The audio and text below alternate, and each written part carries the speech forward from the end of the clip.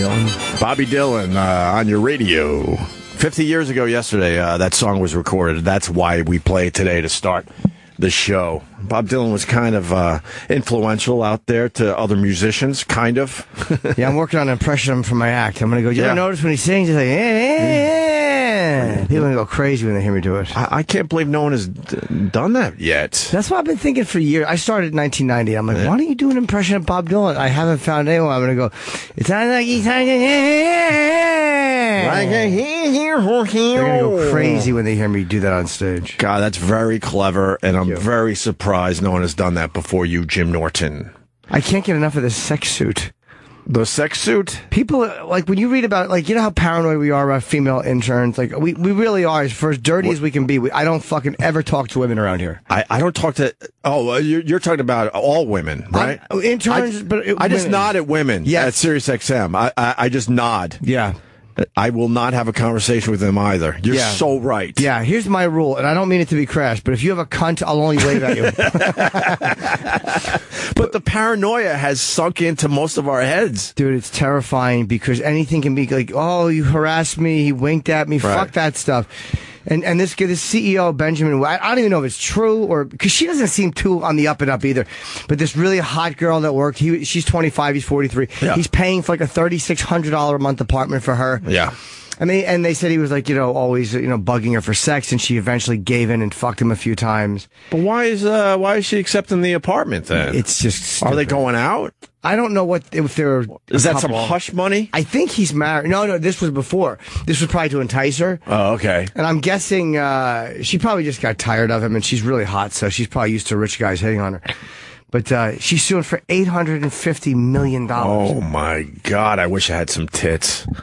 I wish I had tits. I kind of do. They're going away. They are, but you make the money while you can. I wish I would have hustled up a few bucks before mine left. I don't look as titty as I used to. $850 million, dude. $850 fucking million. Now she's not going to get that. But even if she wins, let's say she wins $10 million or $20 million. Right. Yeah, if they settle for $8 million. If they settle for $850,000, that's a good payday. It's a great payday. And what is she claiming he did? Sexually harassed her, made her dress provocatively. A lot of her claims, I think, are annoying. Oh, yeah. But people are backing it up, saying he was kind of creepy with her. He was always telling her how glamorous she was and amazing. And they said he would always touch her in meetings. And he had sex with her. It was over in 2 minutes. That's like the big thing. But who cares? Sometimes that happens. Yeah, it happens a lot apparently when you're certain. That means you're extremely hot. Yeah, it means you're a good girl. That's right. Or your puss is tight. Yeah, nice tight cooter. Sometimes if you have a tight puss, we can't last. But why are you putting this stuff in writing if you're sexually harassing somebody? Like, what? People are so dumb. Maybe we got paranoid in radio because you just get paranoid because you talk about this shit all day. Yeah. And I'm under no illusion that it can't happen to me. Mm-hmm. And maybe when you're the CEO of something, you're under the illusion that it won't happen to you. But fuck, man. So in writing, it's disturbing emails, text messages, Facebook messages she received from Way. Yeah, what a dope. Did this Way guy just like her? I think she was so hot, I guess, I think he just had a thing for her, yeah. She's a beautiful girl, and he probably became obsessed with fucking her, as I would have. In one email, Way, 43, told her she's been partying like crazy and promised massive exposure regarding her personal life on his news site, the Blot. I found it disturbing he had the photos and was emailing them to me. So what, he got photos of her partying hard? Yeah. But that's what 20-somethings do. Yeah, and what he fails to remember is that if she wins $850 million, she's not going to worry about what he blogged. No, not at all. So she's suing for $750 million. She's rolling the dice that your blog won't ruin her. Yeah. Fucking idiot. Yeah, and what is it? Just her looking all drunk and shit? I don't know. I think there's a picture of every 20-something person out there looking, drunk and shit. He's saying she prostituted herself, but even if, that can be such a loosely interpreted thing. Mm-hmm. Like if you fuck somebody and somehow a gift or money was exchanged, isn't that technically an act of prostitution if you kind of knew that was coming? But who cares? And it's weird that she accepted an apartment from the guy. Yeah, but that's a little strange. Maybe that's how he got her to the company. Who knows? He might have said, look, I'll give you an apartment that comes with the job, anything to entice her. Oh, you know what? Good point. Maybe the salary wasn't great, but we could squeeze an apartment for you. And he probably wanted to go, and he got mad she was dating. He's married, I think, and he got mad she was dating other people. It's like, dude, you can't be married. Then again, if you're giving someone a $3,600 a month apartment, and you're sugar daddying them, maybe you can expect a little. The guy's just stupid. Yeah, he's just dumb. He's just a dummy. There's a lot of women doing that now. They're doing this. I was reading some article where they're doing these sugar daddy things. It's not uncommon at all. You know, I wrote that thing on prostitution. There was all this. People responded to me. Some got very mad at me. A lot of women from the sex trade got very mad who've had bad experiences. There's all this sex trafficking. It's 80%. I don't believe it's 80% sex trafficking because how many of these women are doing these like little things where they go out and they want to meet a guy and they want you to help with their bills? And I don't know, not saying she was doing that, but it is very common. And then it's kind of shady whether it's prostitution or not. Yeah. Maybe it makes you feel a little better about yourself because it's not like you're kind of a streetwalker. Yeah, and I think that but it's all in the same categories, right? Yeah, when you to a point, strip it all down, it all comes down to you're giving me something, I'm giving you something. Mm-hmm. You know what I mean? I think it's not as blatant as prostitution, where like I think that they will weed you out differently, and a lot of women want to meet you for dinner. They don't want to have I'm not just going to fuck you, you know. Yeah. But it's like a really cool way to meet people. God. I didn't even know about this lawsuit. I was busy with all the other things happening in the news. But this is definitely an interesting story as well. I'm just amazed at the stupidity of this guy. If what they're saying is true, I'm amazed that he would be. People are so dumb. And it's usually executives because for some reason they don't think it will happen to them. It's not even that they're dumb. It's our famous bit from the old days, the perv switch. Yeah. You just get all worked up to the point you're not even thinking anymore. You know? Oh yeah. And then then you blow it. I've had that many times where I've just done things I didn't realize. Like, this is really stupid what you're doing right now. I get into those zones when I'm dirty texting or whatever, where like you almost get high, where you feel like you're zoned out, and then you come out of it the next day like, what the fuck was I doing? Like, I mean, you know what you're doing, but you get so caught up in that moment, and people are telling you really perverted shit, and you're like, fuck, man. Yeah, you worked up. So now imagine that you're in charge of a company doing that. Yeah, it would be tempting. It's not too different than what you just described. Yeah, you hire somebody. You hire them because they are sexy. Yeah. You know that happens all the time. All the time. That's what you remember you said when you brought me on. But that's. I like the chubby version of you. I'm really not into you anymore, Jimmy. Yeah, the abs really killed the erection. Yes, it sure did. But I loved your chubby face. Thank you. I was kind of like emo lesbian girlish. But I mean, I feel bad for these companies now because it's so obvious that HR has got involved, and you see the frumps. You see the frumps at the front desk. That job was meant for the really hot women, and and that's how they hired that. You had to be young, you had to have big tits, you had to show off your tits, and now you walk into some of these companies and there's just a frump there. Yeah. Yeah, just some dumpy girl. Some just dump. And you can't comment on anybody's appearance anymore. No. Negative, positive. But they walk around with their cleavage hanging out, and then you're not supposed to look at that. Yeah. This guy was stupid, though.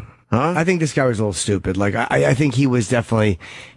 Whether or not she was receptive, I don't know. He let people see it. They said he would always put his hand on the small of her back. Right. And then there's witnesses going, she would always pull away. It's like, dude, what the fuck you do? You're at work. Yeah. Like, what is it? It's not 1955? No, it's not. These guys think it's 1950. He probably watches Mad Men. It's not the Mad Men era. We got an old regular calling in on this story. Sandy Kane. Hey, yeah. Well, listen. Hi, Sandy. I'm in the process of a lawsuit, so I am a pro se lawyer, as you know. Yes, I do. I know you love to sue as well. Yeah, my name is Sue, my motherfucker, and I'm a girl named Sue, and I will fucking sue you. Now, why are you suing somebody? Okay, I had a false arrest. I was thrown in jail for playing my fucking guitar with my tits out in the street, which I've been doing for 8 years. Right. So so the officer jumps out of a van, says you're under arrest. I said, for what, officer? He said, unattended package. I said, officer, it's my guitar case. I play guitar. Right. So, but I'm naked. I'm topless with double D's out there. Sure. So okay. So it's thrown in jail, and this is a real lawsuit because I've never been arrested before, so I really think it has merit. But these fucking lawyers that I had dealt with, so the $850 million lawsuit is not the girl. It's the fucking lawyer that took the fucking case and is blowing it out under, because lawyers, too, are real perverts. A gorgeous woman goes in, $850 million lawsuit. I mean, this happens all the time, and I think it's so ridiculous. So it's not the girl, it's the fucking lawyers that are assholes. Well, they pump up the numbers, so, in the papers, it makes it that more impressive. Yeah, no, but that is what the lawyer really said in the papers, though. Yeah. $850 million. $850 million. It's a scary number. They make a big, scary number. Yeah, I mean, it'll never get to that point. They'll probably settle out of court for... I don't know, because I don't really know the case until Jimmy brought it up, so I got to read up on it a little more. How much can you settle for? $850 million? I mean, a couple million maybe. Yeah, right. Which is nothing to this guy and his company. I mean, does it destroy his company, though, in the end? I don't know company. Yeah, the whole thing is she accepted the apartment. She fucked him. And she said he took 2 seconds, and she's mad that he didn't really eat her, maybe, so she didn't come. He came. How did she have a case in the end if she had sex with the guy? Exactly. And took an apartment from the guy? $4,000 a month. I mean, and then another poor guy. So it's, no. She could have still been sexually harassed and all that, but she's got a tough case if she actually had sex with the guy. A couple times, yeah. A couple times and got an apartment. That's going to be tough to work around, I think. Oh, because he fired her when she complained, too. That's a problem, too, Sandy. I think that he fired her. What did she complain about? I guess that something with them together, or she didn't want to see him anymore. She didn't want to fuck him anymore or something, and then he harassed her afterwards and fired her. I think he did act really stupid. Like, he should have been smarter about that. It's like, dude, you were fucking her. You can't just fire her because she stopped fucking you. Mm. Yeah, but, we're all stupid at things, so why, why sue someone? But, really, the lawyers are assholes. I had 4 law firms with my suit. They were such assholes that I didn't want to do it myself, but I have to fucking do it myself. How are they assholes? How are they assholes? Like, did they not believe your case, or did they not? Oh, yeah, they just wanted to settle for a small amount, and then throw me away. It's like, let's not really go to trial or anything with this thing. Let us just settle for a few dollars. You'll make a few dollars. We'll make a few dollars. And fuck you, Sandy Kane. How much are you suing for? $2 million. One for each titty. $2 million. One for each. $1 million a titty. $1 million a titty. And you wonder why no one's taking you seriously. A fucking million a fucking titty. Now, it's not, no, I'm suing New York City. You're not getting $2 million from New York City? Okay, I'll tell you why. Yes. You played the Bob Dylan song, which I remembered Bob Dylan, by the way. I know him personally, and he was really a shy motherfucking pervert, that, he was so shy. Bob Do you think she really knew Bob Dylan? I'm telling you, man, I met him on the street, and he came up to my apartment, and he said, Sandy Kane, he says, being with you is like being in a movie. And he really knows. So, I mean, I'm just saying, he wanted to fuck me, kept calling me, and I rejected him like an asshole. So my career never went anywhere, but I didn't fuck the right guys.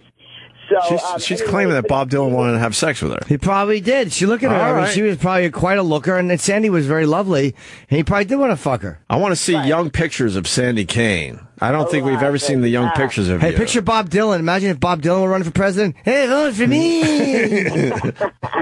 No, he was really shy, though. It's like he was really a super, super shy. He said, Sandy, get me a beer. Get me a beer. Really? Get me a beer. And he's like a hayseed from, like, the Midwest. Oh, wow. Jewish guy, Zimmerman. I figured he might. You do know him. Yeah, that's his real name, Zimmerman. Bob Zimmerman. Yes. And I just want to say it was not what you might think. Bob Dylan would be very shy, and I was all over him, and I was like, oh, so stupid me. Sandy Kane didn't fuck the right guys, but you really do have to fuck the right men. Like this woman fucked the right guy. She's suing for $850 million. And I think it's a really stupid lawsuit, but it's the lawyers that really are assholes, particularly. You should have hired Bob Dylan as a lawyer. It would have been funny to see him in court. Ladies and gentlemen, out the jury. $2 million. And they would clap for him. Hey, I think this one was victimized. Didn't you?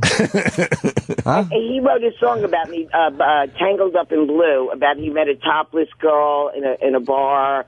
And if you listen to Tangled Up in Blue, you'll hear him writing about me. I always wondered why he goes, she had a big old wart. He had a fucking twat on a fucking twatto. You're claiming that he wrote Tangled Up in Blue for you? Oh, yeah. Come on. I've learned over the years to never doubt you, but this one, come on. Baby, I have a song called Don't Look Back. Now, if you look on my email, I have a song called Don't Look Back, and I recorded it in Nashville recently. Bob Dylan, I played it for him on my guitar. Wait a minute. What? Hold on. What color was your hair growing up? Auburn. Oh, all right. Because the lyrics, I had to refresh myself with the lyrics. It starts off early one morning, the sun was shining. I was lying in bed, wondering if she changed at all, if her hair was still red. Hello. Her folks, they said our lives together sure was going to be rough. They never did like Mama's homemade dress. I was wearing a red, tight dress that when I was with him, I remember I said, because I met him on the street. He said, Sandy, I am editing. He was working with George Harrison at the time. Oh, no. What was he making? What was he making for George Harrison? It was the young George Harrison. Oh, the young. It wasn't the older one. No, the Beatles. Okay. The Beatles. Oh, it was the young George Harrison. Okay, it wasn't a pillow that prevents seasickness. Oh, all right, good. George Harrison was an asshole from the Beatles, a total asshole. So they were editing in my building on 55th Street at the time, and that's when I met him. Wait, what year is this, Sandy? What year? Long time ago, man. I was only 19. Okay. So anyway, and I was really 12. Yay! 5 years old. I was 5 years old. Okay. Well, in Tangled Up in Blue, he goes heading out for the East Coast. So it looks like this broad was on the West Coast in the song. Were you married? And were you ever married? No. She was married when we first meet, soon to be divorced. I helped her out of a jam, I guess. And big old titties were playing on Times Square. She was singing a song with a cowboy hat and her big old titties. No, but I met her in a topless bar. Doesn't he say that? Yeah, I think so. Well, yeah. I mean, maybe the first. So I think he put a few different women in the song. All right. Yeah, so now you're admitting that maybe not the whole song "Tangled Up in Blue" is about you. My mother. Okay. He left, and my doorman, my doorman Irving said, "Sandy, this guy was here today, and he left a record for you, and it was Bob Dylan, and he signed it. It was Tangled Up in Blue, and it was all in blue." I said, "Irving, you know who that was? That was Bob Dylan. Who's that?" You know, my doorman didn't know. Where's that record? Do you still have it? Yeah, hello. Do I still have my titties. That's about it. Oh, you don't. Sandy, what happened to the record? Yeah. Baby, I don't. I mean, I was a real wanderer. I was all over the place in those days. I couldn't hold on. So you might have left it somewhere, or. Oh, fuck. I don't know where it is, man. That was a long time ago. Did you still have a record from 30 years ago? Well, I'm a bit of a saver. I have a lot of stuff that I probably shouldn't have. I've saved things that I shouldn't have saved. I saved drawings I did when I was a kid, and I thought I was an artist, and I saw them recently. I was shit. And let me tell you this. Maybe I don't have my Little League trophy from when I was 12 years old, but I certainly would save my copy of the Tangled Up in Blue signed by Bob Dylan. Yeah. Well, it's just... Of course, we don't save everything, and eventually, it gets lost in the shuffle. But I was in and out of women's shelters. I was, really a very poor artist who was fucked up, and losing everything, making things and losing things. And when I hit 30, it was all over for me. Like, all guys loved me. And when I hit 30, forget about it. Forget that Sandy Kane. You were into another 22-year-old with tits. So that's my life. And definitely, I'm lucky I held on to my sanity in being a stripper and being a peep show girl. So it really was a horrible life. And I didn't hold on to a Bob Dylan and sue him for harassment. So, all right. Yeah, so anyway, so it really, what it really triggered me off when you guys were talking was the $850 million lawsuit. It's the fucking lawyers that are fucking up the legal profession. And it wasn't even the girl, but she's probably blowing the lawyer now. Okay. Don't you think? I mean, he's real cute, because lawyers are like, you brush your legs, you open your legs with no underwear on, and they're all over you. All right, come in and see us soon, Sandy Kane.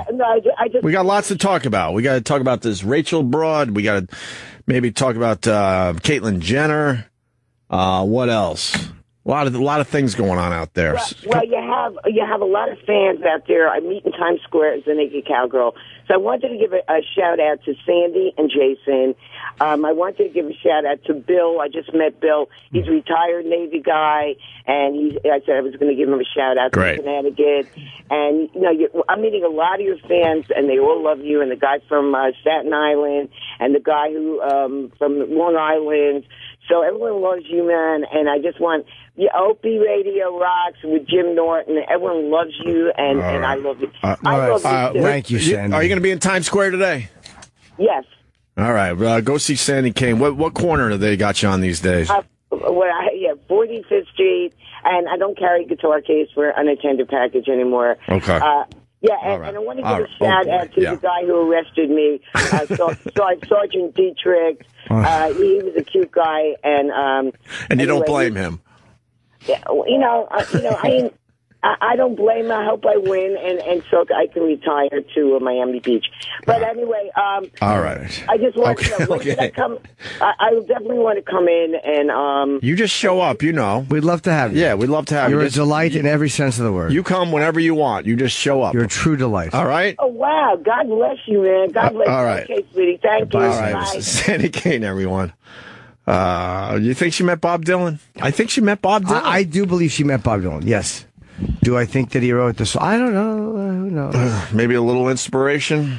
Yeah, I mean, what do I know? I'm just a boy who just believes everything. I'm very gullible. It's nice to just believe. It is nice to believe. We got a shitty situation down there in Charleston, right?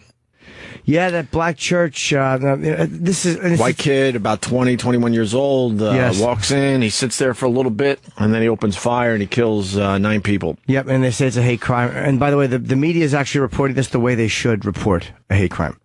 They're giving a description of the gunman, a description of the people, and what happened. This is how they should report all crimes. Right.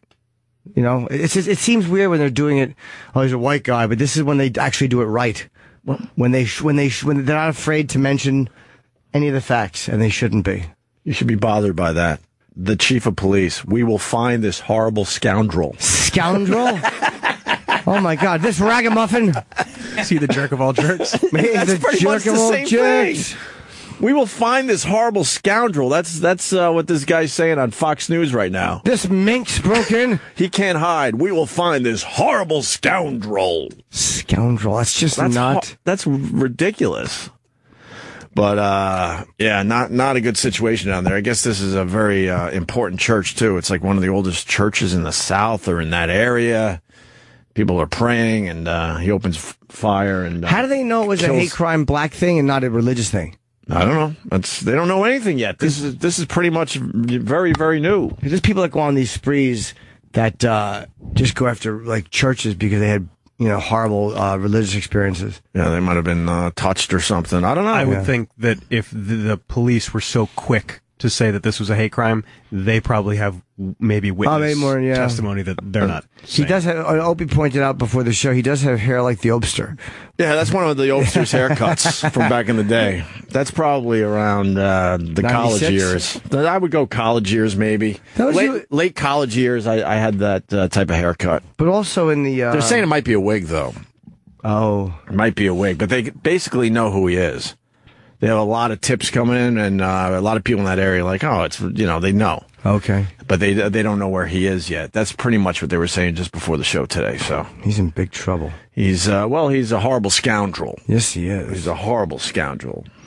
In the Post, they have an apartments now. They're showing these listings. One is $65 million, and I'm like, who's flipping through the Post and just goes, "Oh, I'll go buy a 65." That's not the way you buy a $65 million apartment. Yeah, let me take a look at that. Oh, that looks nice. Let me go buy that. It's the Chinese. They're buying most of the apartments these days. Are they? Yes. That was on the news on the way in as well. The Chinese, they got the money to buy these big, expensive apartments. And the Russian oligarchs. And the oligarchs. Remember what's his name? Yes, I do. I love that guy. Ben Mesrick. He meets some interesting people. People are saying his book is really good. Oh, good. So after the interview, a lot of people were turned on to the book, and they said it's a really, really good read. So. It'd be nice if he threw a motherfucker in his movie. Well, that would be nice. Yeah, maybe have me play one of the oligarchs. I do Russian accent really well. Yeah, let's hear it. I don't wait, no. Oh. No. I will break you. That's good. I'll shake my fist at the camera. I will break you. I'm just the new Jim Norton. I'm going to do all these voices. And I want more Bob Dylan. I'll do them all day. I'll do whoever you want. And I think we got to play Tangle Up in Blue today and to break for Sandy Kane. Do it on stage. Whatever you want. I do impressions now. Right. I like doing them. Hey, someone out there is going to get to see Miley Cyrus's puss. I wonder how big it is. You think it's a big puss? I don't know, but I'd love to see it. I think it's like a very, like... I bet you she covers it in a thong. That's what I said. I bet you she does. Well, the deal is she raised $69,000 for charity, auctioning off artwork, and then offering to clean the winning bidder's house naked. It's nice. So you think she covers up the puss? Yeah, I hope it's a real roach-infested shithole. What, the puss? No. Imagine it's just a shitty apartment. She has to go in there nude. Yeah, bed bugs. Yeah, she's all right nude. She's phenomenal. She has no problem, taking the top off. Because I'll bet you she wears like a little tiny G-string. Because then someone has to go take that off, and no one's going to say that to Miley Cyrus. And there's going to be probably a lot of people in that apartment with her. She won't be alone. No. There'll be or just a bodyguard. She'll have a bodyguard or two, or And then what? Will she just, tease and bend over a little bit as she cleans this person's apartment? She'll probably do it for an hour. She'll clean your apartment for an hour naked or half hour naked. It'll be silly. Do we got the whole story, Travis? Is that pretty much it on that? Yeah, that's basically it. All right. What was the charity? I don't recall. Something about Pride or... Pride. Yeah, she's doing that whole, Instagram, transgender pride hashtag thing, and the artwork was Caitlyn Jenner stuff, and... She drew it or someone else did? I think she took the Vanity Fair cover and kind of did different paintings on Can she paint? I don't know. Yeah, let's see some of her artwork. The video, or the photos are online. Sure. That's horrible artwork. That's her stuff? Yeah, it's not that great. It's not that great at all. No. Yeah, but when it's for charity and nude cleaning is thrown in. That's why she had to throw the nude cleaning in. That's true. You never saw Norman Rockwell. Hey, I'll be happy to put the duster in my asshole. Pablo Picasso. Yeah. What the fuck? Nothing's selling. All right, I'll fucking show my penis. I think the paintings were at $100. Yes. And then she threw in the naked cleaning. It shot up to 69,000. Yeah. Well, as soon as I saw her artwork, then this whole story came into complete focus. Yeah. Picasso's like, yeah, all right, look, I'll put the pledge on the head of my cock, clean your table with it. Right. Anything to get the prices up on my paintings. Anything to get these worth a little something. On my blue period. Miley Cyrus was awarded at the... All right, whatever. You can see the artwork. I'm sure we'll put it on our Facebook page. But well, good for her. She's a lovely girl. Yeah, she's all right. I wouldn't pay $70,000 for it. But I'd pay $10,000 to have her clean my apartment naked. I mean, it's $10,000 I don't have to do, but I might, just for a great jerk-off story. And it's a charity. It's a write-off. Yeah, that's true. I think you would do that, Jim Norton. I should raffle that off. I'll clean your apartment naked for the most money I can get for it. But I have to wear Spanx over my little tummy. Why? Your tummy looks fine. It's still there. It's still getting there. Yeah. Yeah. But I still have the appendix scar, but it's getting smaller. The appendix scar? That fucks my whole stomach up. Because the appendix scar, anyone who's got one knows. I mean, look, it's either that or I would have been dead. So, it's not... Man. It looks like a thumb imprint in your midsection. What age did that burst? No, 7 years old. What do they say happened? I don't think that's supposed to happen at 7 in general. No, it just burst. And they had to go in. He said they had to fish around all my insides to get out the poison. It was all over. All over the place. Yeah, it's rare that they actually burst. You were in trouble. Yeah, I was in bad shape. So, I mean, the scar annoys me, but it is what it is. Anyway, I'll know that I'm getting perfectly better when I can look down and see I can't see the scar without moving my gut back a teeny bit now. Well, it's an old school scar, because I bet you they don't, the scars aren't that big now when they go in. I bet you they could do a much better job now, yeah. I wonder if you get that fixed. I wondered that, but then I'm like, let me lose all the weight first and get it flattened, and then we'll see. After your tummy tuck? Are you going to have a tummy tuck? No, because that leaves a big scar, too, I think. Does it? Yeah, it's like a fucking waistline scar. I don't want that shit. No. I can't get a tummy tuck. I'm not a woman. But they put the scar, like, on your bikini line. Yeah, so exactly. Can't have it. You can't have it. No. You'll think I had a fucking C-section.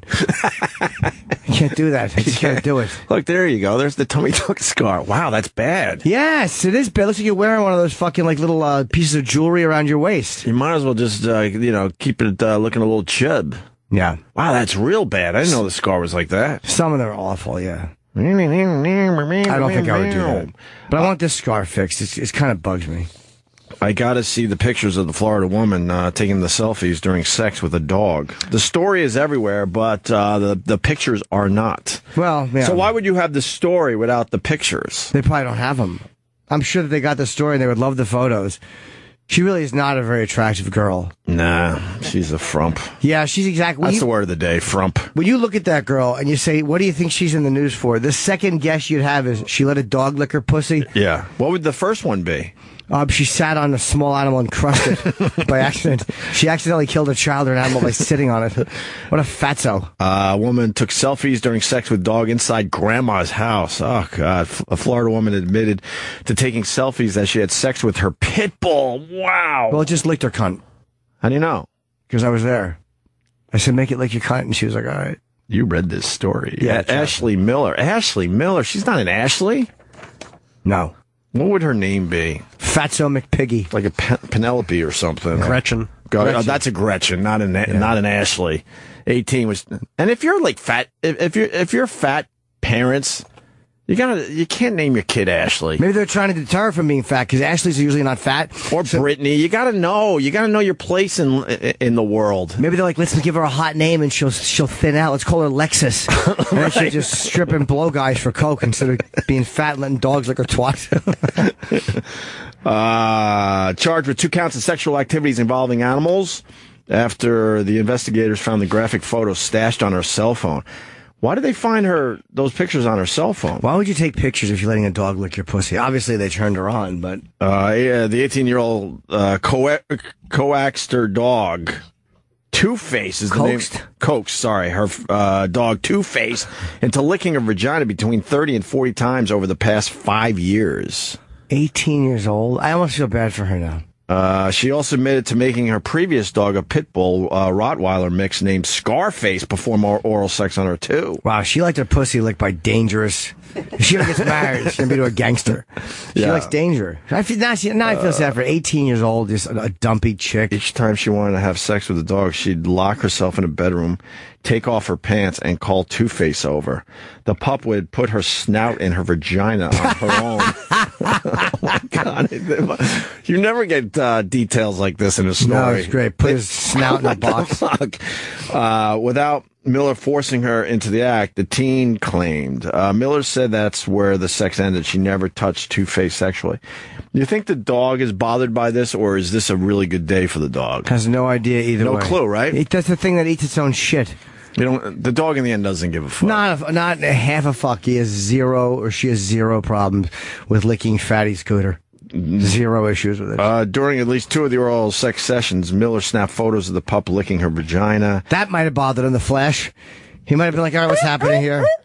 Yeah, I'm just trying to get a little licking done. Why is this thing going off? Now then he realized something was wrong. No one's ever bothered me while I was eating before. Yeah. Why are you doing that with that funny mechanism? Cops discovered the puppy porn in 2 hidden folders on Miller's phone. But why were they going through her phone? It was during the course of an investigation into transmission of harmful material to a minor. Oh boy. So they were probably looking for something else. Well, she's 18, so she was probably sending it to someone. Yeah, and most of this happened before she was 18. Yeah, before she turned 18. I see that now. At least 5 years, so she could have been 12 or 13 when this started, right? Who cares? If you're letting dogs lick your pussy, you're not hurting them. As long as you're not inserting anything or causing the animal injury, leave her alone. Let the dog lick her cooter if she wants. Not our business. Little chubby girl wants to get an orgasm. No other guy. How about this? Anyone who's prosecuting her, you don't want the dog to eat her pussy? You do it. How about that? You lick her pussy. Yeah, poor dog. I mean, they can't have sex. When does a dog get to have sex? Yeah. Or a cat, for that matter. Just look at her pussy. When do dogs get their sex in? Oh, when other dogs are around, usually. No, because as a dog owner, you're always watching them. No, a lot of them don't get any. And it's not like when we were growing up where you just let your dog go. I don't think that there should be a crime if she didn't insert anything in the dog. If she just let it lick her pussy, that's her business. That's her business. The dog is dumb. I have no problem with it. Yeah. No, I feel bad for her. You're that pathetic. You let a dog lick your twat? Yeah. God damn it. You have no awful. other options. All right, guy, that's terrible. All right, fine. You do it, sir. Go ahead. Bite the bullet. Get in there and eat her pussy. I didn't think so. Let me say hi to Tony in Detroit. Tony. Opie, I love when you read, dude. I swear to God. Yeah, I fuck up a word or two, don't I? I thought for a minute she actually put a coax cable in her dog. I'll say for the record, that stunned me. I don't know what happens early in the morning. I'm a much better reader later in the day. I must defend myself. I didn't think it was coaxed. I'm like, nobody would say coaxed. Yeah, I really fucked up that one, sir. No, I love it, man. I swear to God. Well, thanks. Thanks for loving that. No, and then out of everything that I do around here, that's the one thing you love. Opie, can I ask a dumb question? Were you guys ever on in my shithole city of Detroit? We were at one point, yes. Yeah, we were. We actually had a really good virus show there. Yes, we did. No kidding. Do you have any idea what year that was? About 8 years ago, I think. 2007, 2008. Yes, yeah. What? 2008 now, we have to say? Or 2007. Yeah, all right. So about 7 years ago, we had a really good virus show. The people of Detroit were awesome. God damn, I wonder what I was up to. Who knows? Right? I don't think the station really gave a shit about us, if I remember correctly, but we did okay. We found our fans. Yep. So fair enough. I'm with you, buddy. We did a book signing. That's how I know it was 2007. Oh, Jimmy did a book signing, and we did the comedy show. You that's and right. Anthony were being very nice and coming to my book signings, which helped a lot. So the fans were coming out, and they were meeting all three of us. And that was 07. That was for Happy Endings. I remember walking around very surprised by the support for our radio show, because I wasn't sure if Detroit was going to work for us, but it did. It really did. Yeah, I enjoyed it. So quite the shithole, though, regardless, right? We never saw Detroit, and I always wanted to. It was out near where the Lions play. Remember, we were in the middle of nowhere. I don't remember. They put us in the middle of nowhere, I guess close to the venue. I couldn't even tell you what the venue was anymore. It was an outdoor venue, obviously, one of those sheds. Yeah. Right. And we didn't see anything of Detroit. I remember they put us in like a van to go to Jimmy's book signing. We went there, and then we were right back to the van, back to a pretty decent hotel, which was close to the venue. You guys were at the DTE Energy Music Theater. Okay, you know that place, Tony? That's an hour north. Yeah, that's what I'm saying. We really weren't in the city. We didn't get to see Detroit. I would have loved to see Detroit. I want to just take a trip up there and do a weekend with someone that really knows their shit and would be able to keep me safe and just show me around. I'm your guy. If you ever want to get depressed, Tony's my guy. What do you do for a living, Tony? Yeah. Are you a cop? No, not at all. There was a rule back in the day where if you worked for the city of Detroit, you had to live in it. So my father worked for the city, and as a result, we dicked around a lot throughout my early teens and 20s, just driving around in the shittiest neighborhoods. And, dude, the craziest thing I ever saw, everyone's got their own little Detroit bullshit story, but on my life, me and my buddies just drinking shitty beer in the back of a Buick Skylark. We're driving down a shitty city, and we see two naked girls running for their life screaming, and there was a fucking all-tinted-out black van chasing them. We had no idea what to think of it. It was in the middle of winter. Who knows if they were sex slaves or what, but we got the fuck out of it. They took my money. Here's what happened.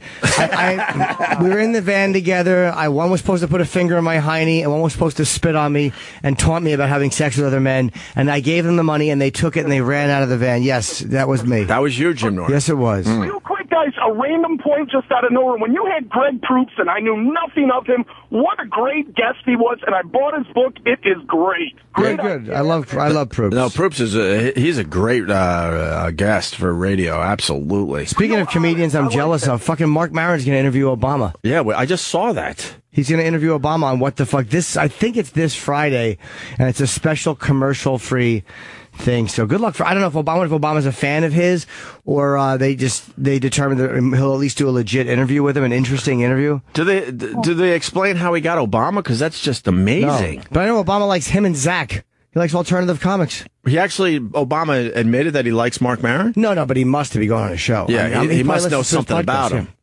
Did you guys hear what Trump's presidential slogan is?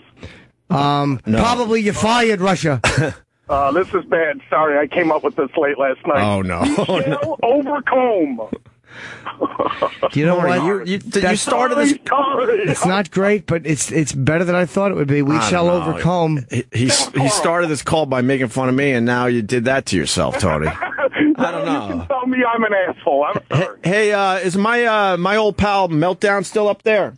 Yeah, that guy, man, I'm telling you, it's almost like wrestling when you listen to that guy. I seldom listen to that radio, but he's on that riff station where if you're a carny worker or if you're into Whitesnake, that's your station. All right. I mean, that's regular radio for you, but he's a good dude, man. I did some radio with him in Buffalo back in the day, and it's good to know that he's doing well. Yeah. What would make anyone come to Detroit if you weren't from here? We got to work there. A lot of people want to there's other things to see a game. I don't know. I mean, I don't know why would anybody go anywhere they don't work. I don't know. It seems like it would be kind of exciting to live around Detroit. No, that would be terrible. I would hate to live in a dumpy area like that. It's like good to see it if you happen to be there for something else. Like I wouldn't want that to be a destination, but if I was there, like, let's go out and look. Yeah. All right. Allegedly, the county just north of Detroit's county, Wayne County, it's called Oakland County. Allegedly, it's the third richest county in America. So, there are good parts, but talk about disparity. I want to buy one of those cheap houses and wait for the market to turn around. $500, man. We did that bit on the show too. It's amazing what you could get a house for. Yeah, you got to worry about your life every second of the day. But what could you get a blowjob for? That's a good point. On my life, there are people, and this is no bullshit. Oh, sugar. You can get blowjobs on your bridge card or your EBT card. I wouldn't feel right about that. I literally couldn't have somebody suck my dick for Easy Pass funds. It would have to be if I would feel like a rapist doing that. That would be sad, huh? Yeah, I can't. I don't want to nickel and dime someone that, Everyone's got a hustle in this city, and the thing that I love is if you're into drugs, there's no nickel and dime bag. It's whatever you got. If you say I got $3.75 in returnables, they'll cut you up a bag for that. I like Tony. I like it. We started off on the wrong foot. Not really, sorry, actually. No, not at all. No, it's all good. Thanks, Tony. You guys have a great day. I love the show. All right, buddy. Tony in Detroit. The plan is that before Obama jumps on Air Force One on June 19th to head up to San Fran for more Democratic Party fundraisers. I don't like this. We just brought this up, yesterday? The president should be forced to stay down in Washington and run this country and not get out there to fundraise. I agree. Fucking hate this. I've always hated this, no matter what president, by the way. It's amazing that he's going to have it be at Mark's house. I want to ask Mark what kind of security was there, like how soon, what time did they get there, all that stuff. He's going to swing by the comedian's garage studio in the morning for just over 1 hour sit down. This is amazing. That he got him for an hour. He couldn't get Keith Richards and fucking Mick Jagger for more than 10 minutes on the phone. He gets Obama for an hour in his house. The White House reached out to Maron's team a couple of weeks back to set up the interview. This is, wow. Can we get Mark on the phone today? Why wait? I bet Obama's a fan of the show. Yeah, let's roll and try to get Marc Maron on today. How do you get the White House to reach out to you? I don't know. Are you asking me how the White House got Mark's No. Meaning, like, what is it that motivates them to reach out to you? Mark has a great big podcast. But you think Marc Maron maybe reached out, and said, "What the hell? I'll give it a shot," and they actually said yes. I would assume that they reached out to him. That they reached out to Marc Maron. Well, they reached out to Funny or Die and Zach Galifianakis when he did Between Two Ferns. Yeah. Because, Obama's got people who tell him what's hip and what's cool, and this is a great way to promote your health care, and so he went on Between Two Ferns. Yeah. So I would assume that something like that happened. We like health care. Yeah, we're very... we like health care, Travis. Yeah, we'd give him a good interview. So, Mr. Obama, healthcare, what's up? He was probably convinced to listen to our show, and then he heard puss and said no. Yeah, did that man say dog licking a cunt? His publicist probably wants us to take a few congressmen before we get him. Yeah, they're saying if you take Putin, you might get Obama, but... yeah, can you take Tip O'Neill for his book? Letting dogs lick her pussy shows disrespect to animals. Dogs have dignity. She should be prosecuted. Yeah, they sure do have dignity as they're eating their own shit. Good point. They take a dump outdoors, you idiot. They don't have dignity. They don't know what dignity is. They don't have stupid pride. They fucking piss and then walk through it. They fucking shit and then step in their own shit and then climb in your bed. Shut up, you Canadian. They don't have dignity. Well, they're a bunch of shit-eating little monsters who are only good for cooter licking. Jimmy says they don't have dignity, Chris. Oh, Jimmy, I love your show, but I got to take you to task on this. Okay. You don't have any dignity sometimes, but we still listen to you. And dogs have dignity. They should be treated with respect. All animals do. Well, I agree with being treated lovingly, and they should be fed and not harmed and petted. But I don't see that as not being dignified to the animal. If you need, because we have hang-ups about sex, but dogs lick their own assholes. So if they throw your box in the mix, they're probably like, "Hey, this tastes almost as good as my asshole. Why not?" Yeah. I think you're interrupting the argument with facts, but I got a video on my YouTube channel where a dog is just drinking his own piss as he pees. I got a video on my hard drive like that. Where's the dignity in that? I'm having a hard time. Where's the dignity? The dog is actually just drinking his own pee right from the fucking source. I know, and they'll eat their own crap and all the rest of it. But I just don't think that we should. I think we're better than that, and I don't think you should take advantage of an animal like that. I have to say it's a very disturbing story, but I just wonder in the end if the dog is affected in any way. Nope. Like Jimmy said, if you're sticking something up its hiney or something, that's a whole different story. But if you're just jerking it off or you letting it lick your puss, more power to both of you. You got to feel sorry. You got to feel sorry for dogs that you don't allow them to have sex. Yeah. Yeah, most dogs are not allowed to have sex. That's got to be torture to their terrible life. Their little dog brains. What's going to be next? Who knows what's going to be next? If you let her allow the dog to do that, who's going to? It's a slippery slope for those poor animals. I'm surprised. I mean, think about it. Animals in general, all they want to do is eat and fuck. That's it. And you have a dog as a pet, and you have decided that your dog will not have sex. Period. Yeah, fair in most enough, cases. I don't think you should be allowed to do that. It just doesn't sit right with me. Of course, Chris. But the point is, I don't know if the dog is really, in the end, bothered by it. That story in particular. Speaking of dogs, did you see what Ricky Gervais is all about with the Chinese thing? Yeah, I know Ricky. China, they do a dog festival and they kill thousands and thousands of dogs and then they eat them. And more disturbing is when Ricky was tweeting about this over the weekend, I believe. They're showing dogs that have collars on them. They're stealing dogs. How do they're they stealing kill them? actual dogs that are pets to be part of this this festival. They torture them. And then they torture them because they feel like the meat tastes better if they torture the dogs. Oh, see, that's horrible. How do they torture? China fucking stinks, by the way.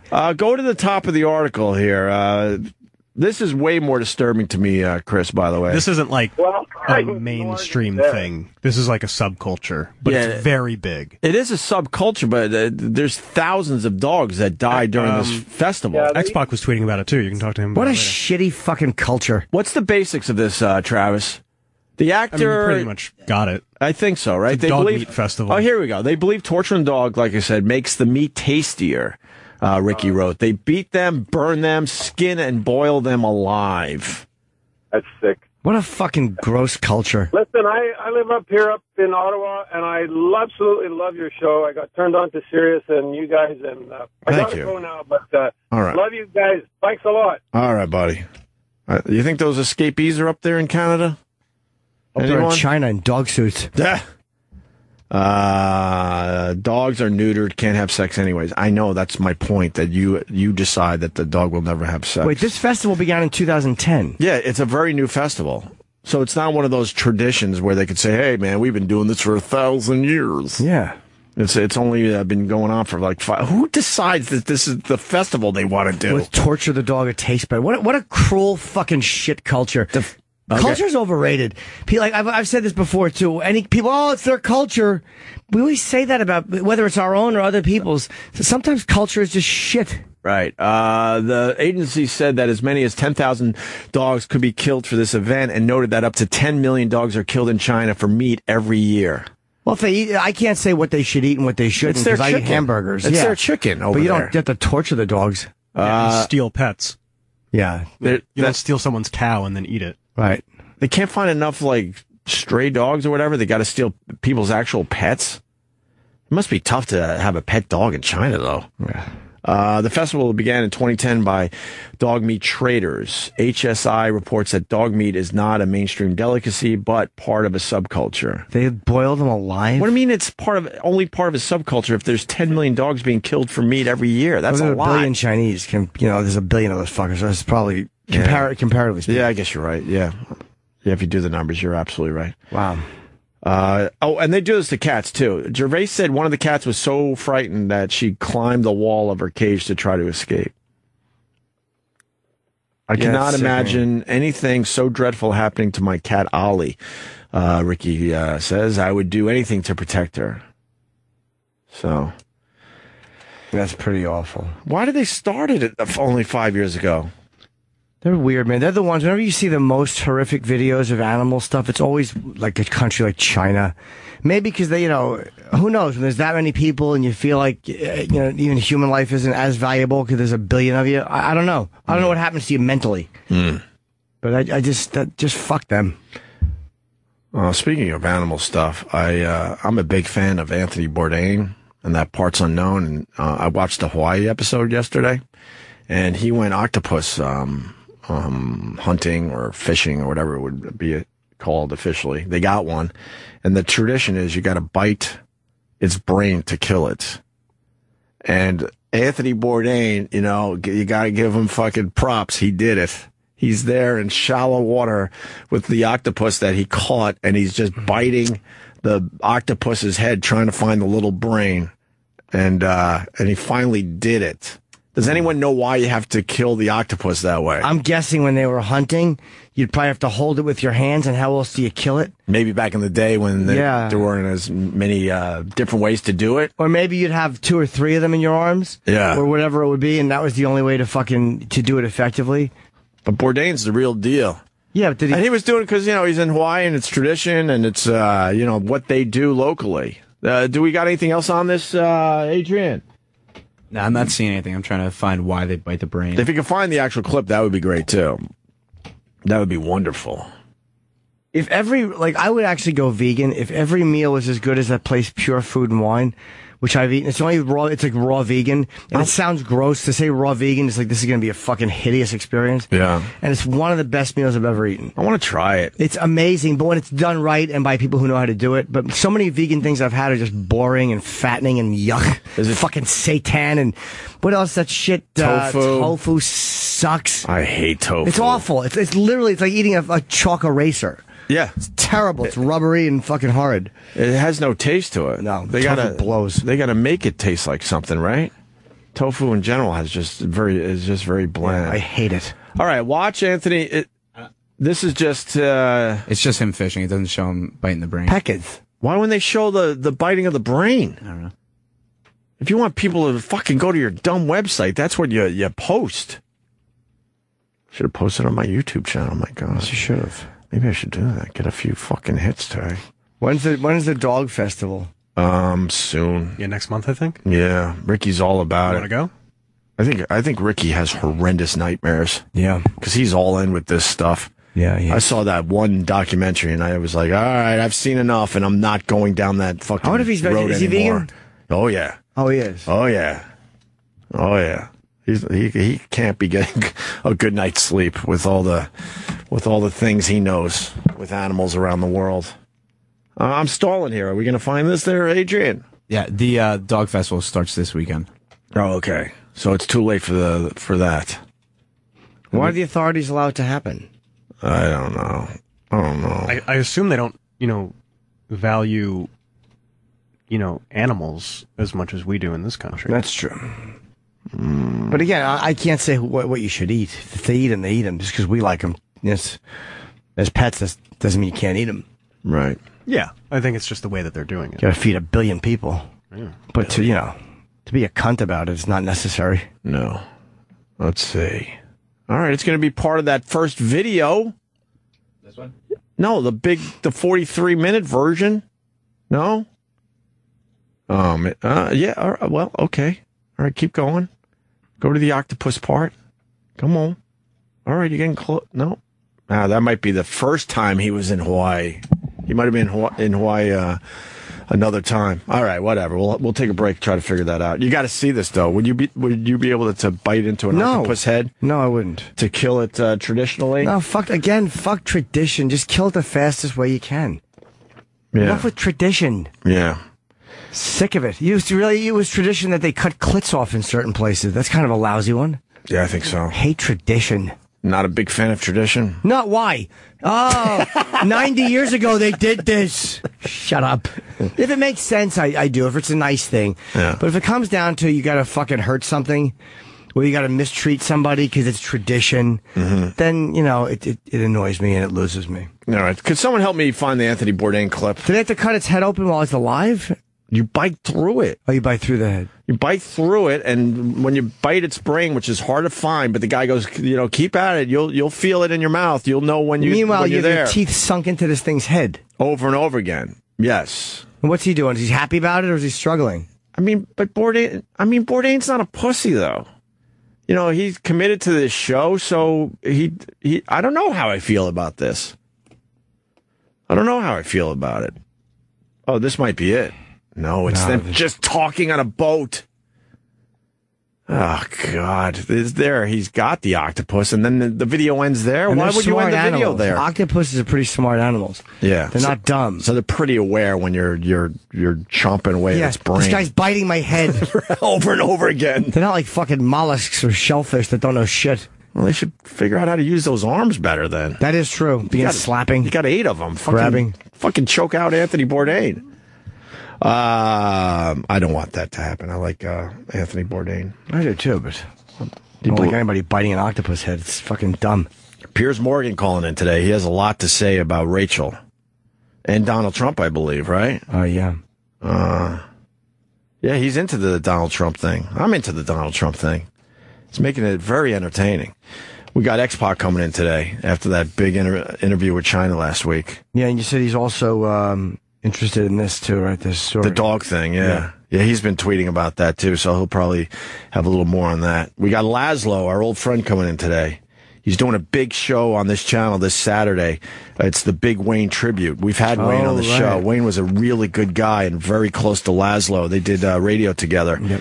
And Big Wayne passed away. And what did he die of? It was kind of sudden, heart attack. All right. And Lazlow, young guy too. And Wayne was great. He had great stories, just a solid dude. And Lazlow wanted to do the right thing, so he asked if he could, do a tribute show to Big Wayne. And that's going to happen Saturday at 7 on this channel. So Lazlow's coming in to say hi. And is Sam coming in? Morril? I didn't know. I think he's here. Is he here? Okay. He's stopping by today too.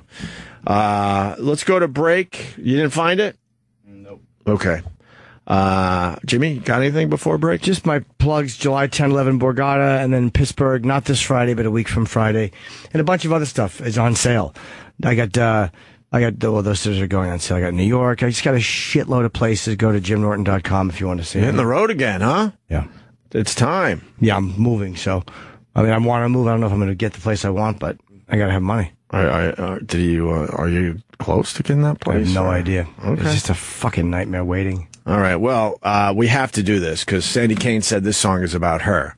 She swears that Bob Dylan wrote Tangle Up in Blue for her, so enjoy. Paul McCartney, 73 years old today. Happy birthday, Paul. If you're listening. Yeah, Paul's a big fan of the show. He's a big fan. We'll get him on, just like Marc Maron's getting Obama on. We're going to get Paul McCartney on. Let's get the word out there that we're going to have Paul McCartney on for his birthday today. That will help Mark get guests forever, too. Yeah. Once Obama's one of your guests. How do you say no to Marc Maron after that point? When you could say, well, I had the president on. Yeah. That's the number one get, isn't it? The president? Yeah. Who's number 2? Pope would be a good one. The Pope? Yeah, he doesn't do a lot of podcasts. Podcasts? Yeah, podcasts. Let's get Sam in here. Yeah. Not fuckable Sam, but Sam Morril. Sam Morril coming into the studio. He's going to be on Red Eye tonight. What's up, Sam? I'm not actually. You're not going to be on? I am. Never mind. Sorry. Okay. I thought they canceled it and they rebooked me. Oh, okay. Forgot. And wait a minute. Aren't they off? Maybe it might be a test show, I think, because of Tom Shalhoub. Oh, okay, yeah, because they said they had me booked for the first one back, the 22nd, and they're like, oh, maybe they came back early, or maybe they just never canceled. That's why I was like, maybe should test show. I don't know. I'm on Kennedy later. That'll air. Yeah, she's good, man. I do her show a lot. She's been in here. She's very silly. She's smart. You know what I mean? But she doesn't take it too seriously. She's entertaining. She's very entertaining. Yeah. As far as those type of shows go. Yeah, she's entertaining. It's fun to do, and you can and they don't take it too seriously at Fox. Like you'd say fuck, or you could mess around, and they just are like, yeah, whatever. No, beep it. Yeah. People call them all uptight and these conservatives, but they're the only ones who are having comics on to do stuff like that. Like I would love to do CNN, but they're not inviting comedians on. Right. They asked me to come on when Robin Williams died. Like, could we talk about that? Like, they don't. But I'm saying they don't have any comedy like fun shit to do. They never have comics on. We're very rare. Fox News is the one network I think they understand that they're just entertainment. Whereas like MSNBC, CNN, they take themselves pretty seriously. And if a comic is on CNN, it's always a serious angle. You're absolutely right. They're not getting jokes in for the most part. Yeah. Unless it's Kathy Griffin and it's New Year's Eve. People, you're a Fox and then they'll have a little fun, you know. Oh boy. Yeah. You're a shill for Fox. Good. Get a job at MSNBC, shithead, and get a show where comedians come on, and I'll gladly go on MSNBC. I totally anytime. agree. You'll go in a second. We got Piers Morgan calling in about 15 minutes. We got X-Pac coming in today. We got Sam Morril in right now. And we found the video of Anthony Bourdain. I don't know if you were listening, but Anthony Bourdain does that Parts Unknown. And it came up in discussion here about him, getting an octopus, hunting octopus. And then it's some kind of tradition where you got to like kill it by biting into its head and biting the brain itself. And so Anthony Bourdain's like, all right, I'm no pussy. So he did it. And I was amazed that he actually did this. You bite into a live octopus's head? Yeah, and I don't know why. It's some kind of tradition. That's how they kill the octopus. Why don't the fucking Hawaiians just cut the shit? Just stop it. You shitty beach culture. Hey, man, we just kind of hang. Assholes.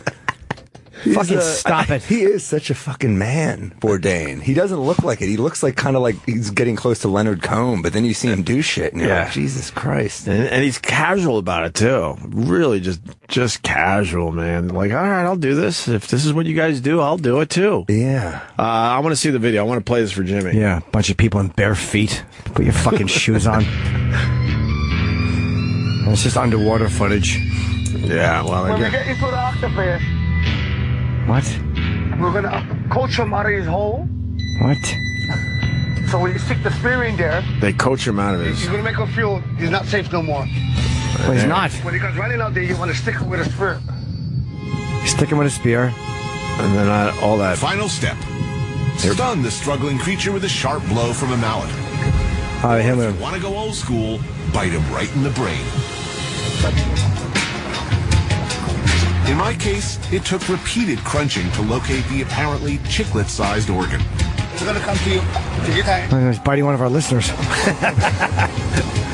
He's just biting into Is this thing awake, though? As likely by exhaustion. Yeah, look, it's moving. Is anything You're else? biting its fucking head when you're torturing it? Well, that's how you... That's old school. It's unnecessary, though. Look, kill it, hit it, club the fucking dumb thing over the head hard.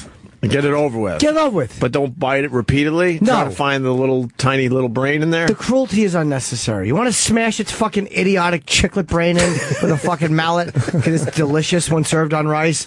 Fair enough. Most Hawaiian hunting traditions are probably not really progressive for animals. No, they're not. You don't think? No, bunch of barefooted idiots running around throwing spears at shit. Why don't you fucking get with modern times? Get a ship. Get a boat. They got a boat. They jumped off the boat to spear the octopus. I just don't think they need to fucking do that. You see they're biting its head and laughing while its little arms are going, what the fuck? Yeah. And there's so many little arms. There's 8 of them trying to pull itself out. And the thing was just minding its own business. It was hiding in the rocks because they know this predator is around. And then next thing you know, it's a big TV star is holding you and biting your head. How about the fucking Hawaiians? Why don't you start doing that to box jellyfish? That's what you should do to a box jellyfish. Bite its head. So then we'll see what happens. It's a curse to be that delicious, you know? It sure is. Tell that to my cock. Polynesian skin divers, who catch octopus and then quickly need to kill it, bite it between the eyes to crush its brain. So that's what Bourdain was doing. Stupid tradition. You know, it's old school. Exactly. It's old school. Why don't they just cut it out? That bothers you? Because they're doing it because it's tradition. It's not bothering me that they're eating the animals, because I'll eat them. But just smash its head. It's not necessary. Just get it over with. It's not. It's almost like if you have a mouse in your house and you club it over the head. That's different than capturing it and then cutting its tail off and watching it bleed out. Yeah. There is a difference. Or taking the mouse and just biting its skull, trying to get to its brain. I would actually respect it, because a mouse head is so small, you could bite it off in one fell swoop. Yeah, it's just weird to kill animals like you got a vendetta against it. You know, just kill it. Right. Yeah. People trying to act like they're more connected to the earth because they're doing it like a mammal. Then don't use modern technology. If you want to kill an animal like mano to mano, as they say, then just go out there with your bare hands and do it. Don't use anything. And again, do it to all animals. Like I said, a box jellyfish will fucking put fire in your face. They're the worst things on earth. How do you know this all of a sudden? Because I watched a fucking documentary on Diane Nyad, whatever her name is. Oh, God, yeah. Swimming. I didn't know who she was. I met her at an event. My manager knew who she was, and we chatted. And I was talking about how I can't do the breaststroke overhead, like overhand. I don't know. You were telling her this? Yes. I'm like, I'm out of That's the last thing. She's like the greatest swimmer ever, yeah, right? She doesn't want to talk about swimming? Yeah, because she said to her, I'm like, yeah, my cardio's no good. We're talking about, because Jonathan's like, yeah, she's a swimmer. And I'm like, yeah, my cardio's no good. And I'm like, what are your I asked her what her workouts were. So I was doing like 40 laps at the time in the fucking pool. This is true. And she goes, I'll do like a 10-hour swim in the ocean is a workout. Yeah. She's preparing. 10 hours. I'm like, oh, what a silly lady. Yeah. Full of shit. Boy, she was not full of shit. The endurance factor is brutal, but the fact that she was just getting stung by jellyfish the whole time. Oh, you saw the documentary? Yeah, I didn't see the documentary, but it was all over the news. She wanted to go to Cuba. She had failed at Cuba, going from Cuba to the U.S., and because it's a 100-mile swim. She tried it 3 times. In 2013, she finally accomplished it. Yeah. First person to go from Cuba to Florida without the aid of a shark cage. She had to quit once because she couldn't catch her breath. One time she had to quit because box jellyfish stung her in the fucking face. And she still swam after that, but she was so scared. But she rested for a while because, man, they are the worst. And then she got stung again the next night. What do they look like, box jellyfish? Glops of cum.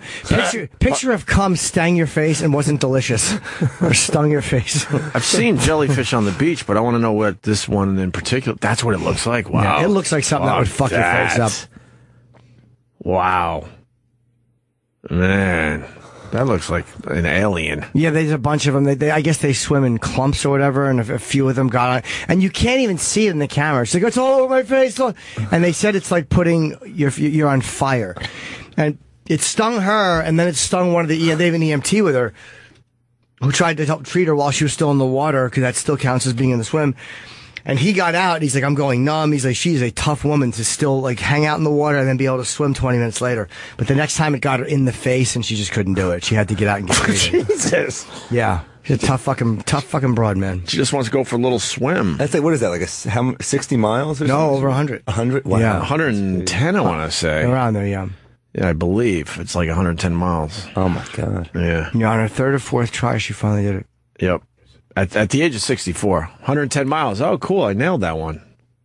She was 64 in 2013 when she did this. Yeah, she has a shark.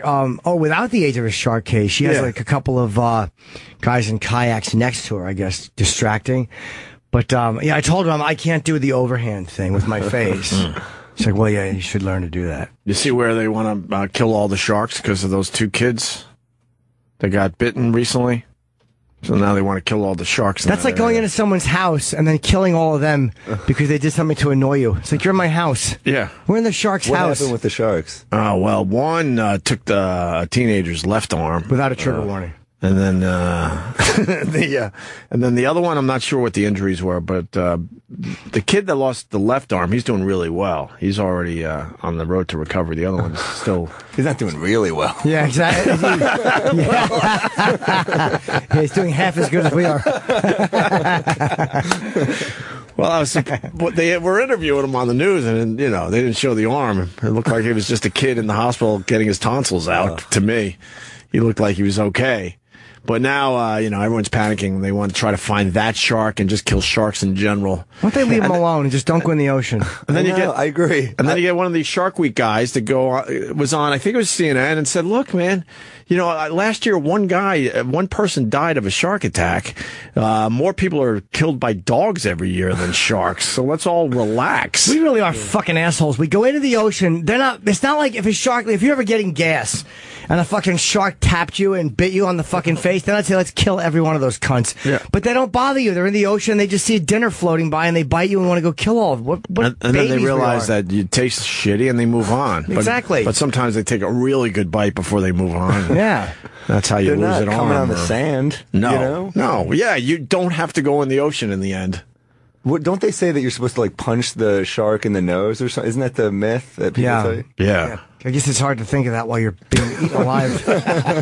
It's a bunch of it also just doesn't sound like it's going to end well, like punching a shark in the nose. No. Yeah. No, I think somehow that would make him very angry. Timeouts are no good.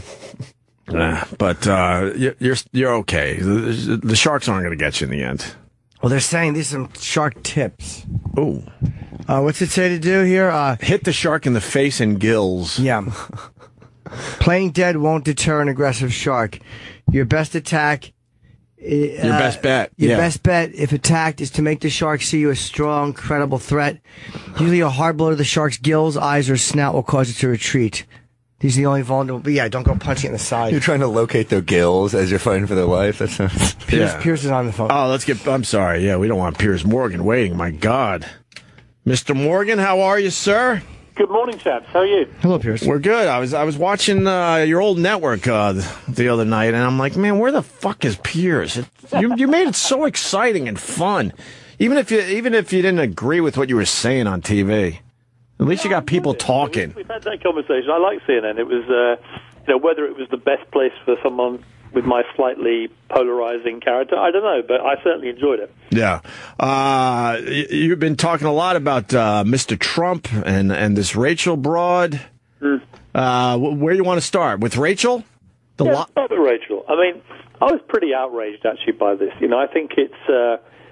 I watched her interview with Matt Lauer, the first one that she did of the many interviews, and you're talking about somebody with not just a delusion based on a completely false premise, but also trying to explain herself when actually I believe the reality of her situation is that she concocted this whole fantastical story of being a black woman from a very tough upbringing with a black father, etc., purely to get herself into a position of influence, and that would guarantee her a pay packet. And I think it was done for financial. The reality of her situation is that she concocted this whole fantastical story of being a black woman from a very tough upbringing with a black father, etc., purely to get herself into a position of influence, and that would guarantee her a pay packet. And I think it was done for financial reasons, and I think the rest of it, frankly, is a load of phooey. And it's damaging to race relations in America, because she is somebody who had a position of power and influence, who is, supposedly there to try and help with race relations in this country, and at the same time is pretending to be black. And I think that is dangerous, deluded, and it sets back the very cause she was supposedly trying to promote. I hate her, Piers. I think she's a very hateable woman. I disagree that it was for money, though. I think that she's a nut, and I think that she's there's something very wrong with her. But I think it goes deeper than money, because listening to her explain herself, she's just a delusional idiot. Yeah. Like that her family hates her. This stuff goes way back. And they adopted black kids, and she's a really weird person. I think it goes deeper than money. When you see, though, for example, that she tries to equate her situation to, Bruce Jenner's, as he was positioned before he transformed to a woman, I find that pretty egregious too, because I don't think anyone says in America that people who are transgender and go through such a long, torturous process, whatever you think of it morally, the reality is it's a very long, difficult process, and these are people who genuinely believe that they were born female and were trapped in a male body, and they go through that process to get through it, and we should respect that. To try and position yourself in the same category by saying, hey, look, I know I was born to two white parents and my siblings are all white and I was raised as a pure white girl with blonde hair, but actually I'm just going to say I'm black and I've always felt like I'm black, and it's the same thing as being transgender, I think is incredibly insulting. And I think that she's got to be stopped from being encouraged to put that ridiculous view and explanation out there, because it's also damaging, I think, to transgenders and to the gay community in America and to others, and indeed to people in the black community who've been through genuine hell. I think it's insulting to all those minority groups and particularly the African American community in America who go through enough of a struggle as it is without idiots like this pretending to be part of their struggle. Well, they haven't been vocal enough. Blacks have not been vocal enough about bashing her. There's people actually defending her. Like, well, you know, because she was trying to help. They should be brutalizing her, and they're not. They're coming out and speaking, but they're not being nearly as harsh on this person as they should I agree. be. I heard Whoopi Goldberg saying, you know, if she wants to say she's black, that's fine. Is it? Really? Is that fine? They're not used to white people becoming black. A senior member of a white political party or a white, local civil rights group, whatever it may be, was actually black. I can imagine the furore that would erupt then. And I think that we should be very hard on this woman. I think it's something that she's clearly, she may have a bit of a screw loose, but she's certainly been very deliberate in the way she's done this. And I think it is partly for fame and partly for power and influence and partly for money. And she's now looking to me like she's milking this like a large cow's udder to make herself even more famous and even richer. Well, Sam raised a good point, though, Sam Morril, because he said that we're not used to seeing white people be black. But maybe one reason and I'm kind of correcting myself, maybe black people aren't as bent out of shape about it because they've seen black people be accused of being too white for so many years. It's like there's always been that racial, and D.L. Hughley said something funny. He's like, black women can't complain as long as they are getting their hair dyed and wearing colored contacts. Right. So it's like they've watched that happen. But they're not saying they were born white, though. No, I know. You have someone like Michael Jackson, who I've seen his name mentioned. You know, he had this vertigo condition, allegedly, which made his face, go a lighter shade and stuff. But I never heard Michael Jackson say, "I am a white man." Right. Right. This is that's the big thing there. Declaration: I am black. No, you're not. You're white. And it turns out she goes and has a spray tan every month. She has a hair weave, etc., etc. She has basically been masquerading as a black woman now for more than a decade. Mm-hmm. And I think it's insulting. I think it's degrading. And I think what she's doing now is compounding all this. And it's sort of, I think it makes people on both sides, black and white, just feel, who is this loon ball, and why are we giving it any more oxygen? Well, and are you bothered by the people that were lucky enough to interview her, that they're just giving her real soft questions and not really pushing? I think they haven't gone hard enough. I think that's fair criticism. I think I would want to tear a strip off her, because I would be saying, how dare you? Yeah. How dare you do this? Right. It's not about your sexuality. It's not about that kind of struggle. But, when you find out, you've got to understand the depths of this deception. This is a woman who claimed that a black man was her father, and he wasn't. It was actually, she's got a white father. And this black man, her fake father, had come from the deep south, where he and his father had to flee because there was an incident with a white policeman, and they feared they were about to be shot by a white policeman. Right? This is all completely concocted story about someone who's not her father, right? Yeah. I mean, there may be some element of truth to this guy's story, but it's nothing to do with her. Right. To position yourself there as a young black woman whose own family has had to go through this appalling incident where a white cop was going to shoot them for their skin color. You look at the depth of that deception, and how she has hijacked a very real struggle for real black people in America, many of whom have had family in the 50s and 60s from the Deep South, who did have to go through that, or may have lost people to white supremacists or white policemen in that circumstance. So the deception goes deep, and it's been very, very callously conducted, in my view. Yeah, she is an ass. I think we can all agree on that. Well, she finally had to admit that she wasn't born in a teepee or grew up in a teepee or something. She finally admitted that one, at least. She says the whole thing is contemptible, honestly. Yeah. She's a compulsive liar. That's all she is. Like, we all know people like this, although not usually as flagrant about it. She's just a compulsive liar and everything. Yeah. You know, even though the people at the NAACP said her work was good.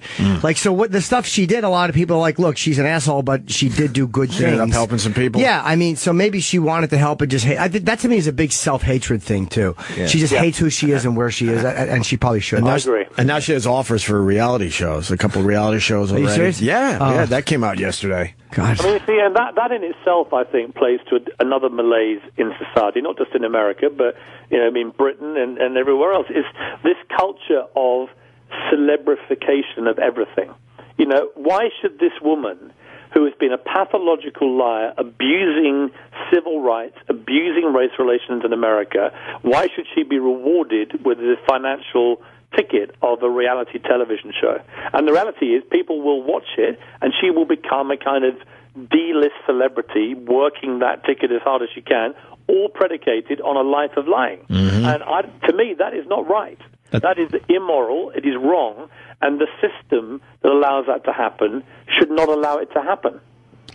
Yeah, but that's never going to change, unfortunately. Yeah, we've always done that. People love watching a good train wreck in the end, and she's going to have a great book out of this that will be on the New York Times bestseller list. So this is great for her business in the end. Sure, but she doesn't seem like she's in it for the money. She seems like she was in it for kind of like the power. Well, you say that, but she's now milking it away, and she's going to make tons of money. Yeah, she makes a lot of money off I this. think you're being generous. I wouldn't put anything past. But we've always done that with criminals, though. Whether it's our serial killer obsession, or whether it's the mafia, or whether it's the Russian. I mean, we love anything that we're not supposed to love. So it's not surprising that we. No, I agree with that. Yeah, but Donald Trump, because I know we only have you for maybe another 10 minutes. What's your thoughts on Donald Trump entering the race? I wrote a column for DailyMail.com yesterday about this. Yes. I've known Donald Trump a long time. I did Celebrity Apprentice the first season, and I won it, which meant I was in his company for over a month, pretty well full time. Yes. And I got to get to know him quite well, and I've stayed friendly with him, so full disclosure, I do get on with him. And I've also interviewed him numerous times, both in print and on television.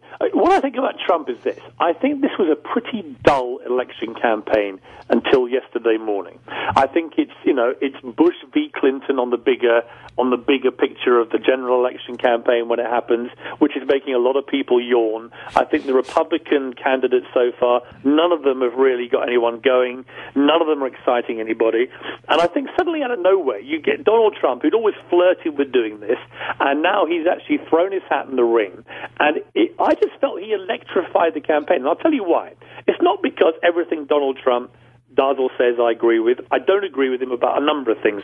Gun control, and I don't have to explain what's happened today in Charleston to understand again why I get so incensed about the gun culture in America. But Donald Trump's in favor of guns. I'm against it. He thinks all climate change science is wacko. I believe in it, and I don't agree with him about that, and so on. He's a Republican. I wouldn't position myself as a natural Republican. But what he is, Trump, is somebody who, if you go back to the great days of America, when it was at its most rampaging and confident, I don't think even the most diehard patriot in America right now would say that is where America is right now.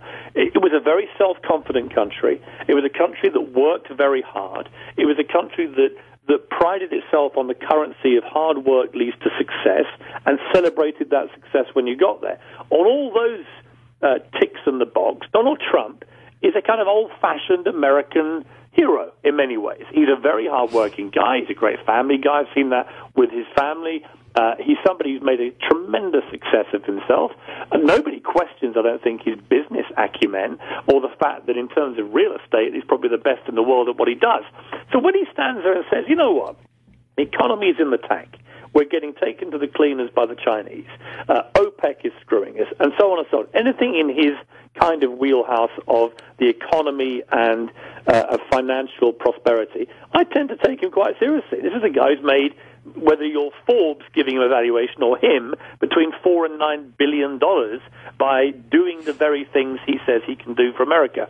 And there's something I quite liked about just the bombast, the self-confidence. The bombast. What a great word. Showmanship. I don't think he's going to be the president. Of course not. I doubt he'll win the Republican nomination. Yeah. But can you imagine him standing on a stage with all the other Republican candidates ripping into them? It's going to be fantastic. I just tell them all they're fired. Yeah. I just want him. If I were him, I'd start firing people on stage in the debate. I just want him to make it to the debates. That's all I want in this. And it's really refreshing to see a guy that is has nothing to lose. So he's completely unfiltered. It's refreshing, and he's calling out all the other candidates. I think that has to be said is that the mainstream media love to ridicule and mock him. He's the clown. He can't be taken seriously. Yeah. He's an irrelevance and so on. And yet the moment he had his press conference, there they all were in the front row. Mm-hmm. Cable news all broke in and went live to it. All the main networks covered it that day. The reality is they love Trump as much as I do because he's good for ratings, he's good for newspaper circulation, he's good for entertainment value, if nothing else.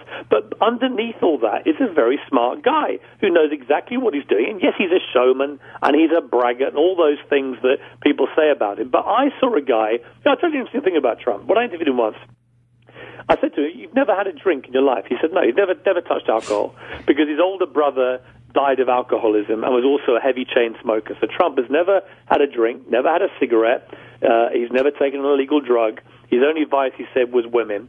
But that said to me, he doesn't even have coffee. He doesn't like the caffeine effect. Mm-hmm. This is a man with tremendous self-control. And let's face it, we've had a few occupants of the White House over the years who did not exercise tremendous self-control. So amid all the kind of showmanship that goes on, I think he's a guy who's very calculating and knows exactly what he's doing. He's won just by entering the ring. Because, as you say, if he gets to the debate process and he starts ripping in, firing other GOP contenders, and, say he won and he takes on Hillary Clinton, imagine how sensational those debates would be. And my belief, this is what I wrote in my column, it's not necessarily that he would even be a great party leader or a great president. I don't think he'll get to that stage. What he will do is energize the whole campaign, and by constantly attacking both his own rivals in his own party and the Democrats, he will raise everybody's game. Mm-hmm. They will have to be better to counter the Trump onslaught, and that in itself will be a good thing for the process and eventually for whoever wins that process. Yeah, in the end, these other candidates, they're not going to be just talking in sound bites, safe sound bites. They're actually going to have to really speak their minds finally, which will be refreshing. He's not going to be a normal politician. Oh, God, no. He's going to be a bombastic tycoon ripping them to pieces. I hate these politicians. You have to watch him on Twitter. So I don't come at this from a point of view, I think Donald Trump should be president. Yeah. I think he will make whoever becomes president do a better job through this election process simply by being in the race. Absolutely. Yeah, it came out today that he paid those people to be at the announcement. Of course he did. I think it was $50 a person or something. Anyone surprised? I would like to have gotten called for the work. Exactly. I wish he paid me $50. I'd have turned up. But I guess what the media should... Trump will pull any trick he can to pack out crowds.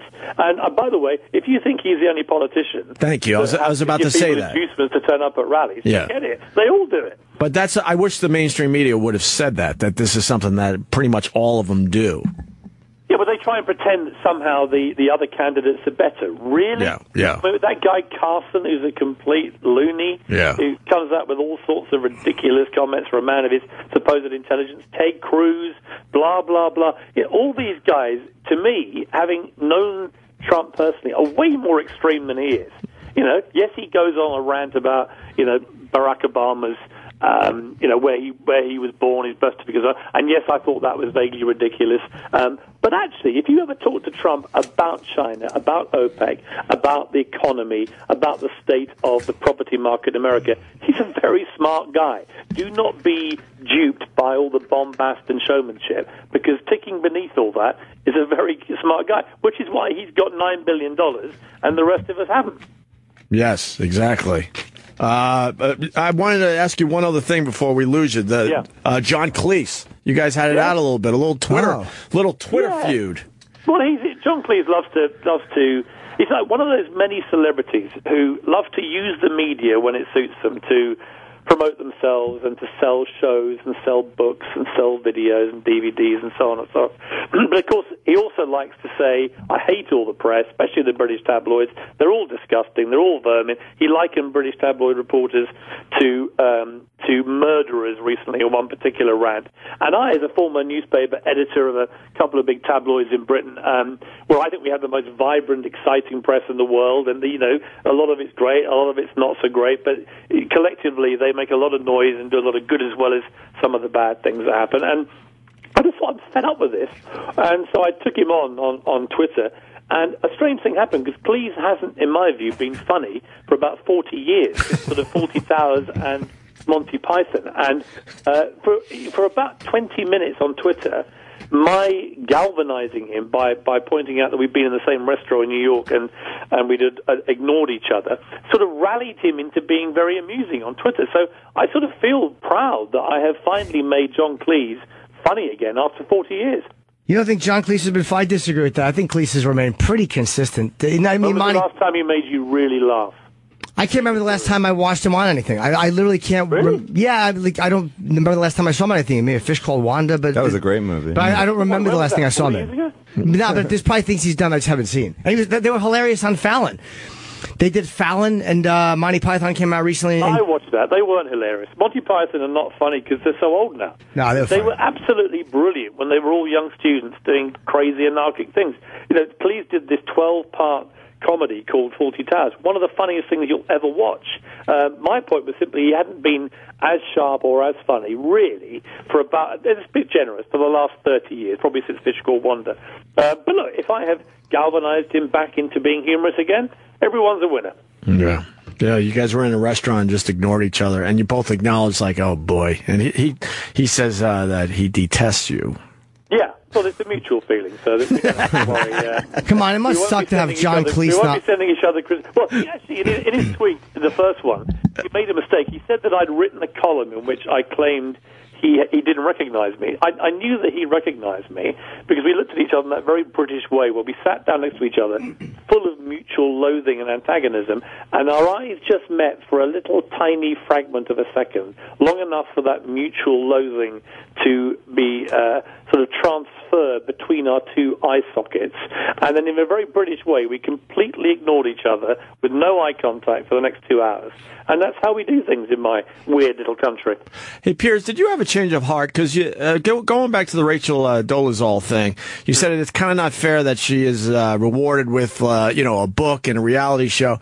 And being an editor of a tabloid, you know that a story like that would be great for the paper. Listen, I think you have to look at this from several positions. For the media, it's fantastic when these characters do this.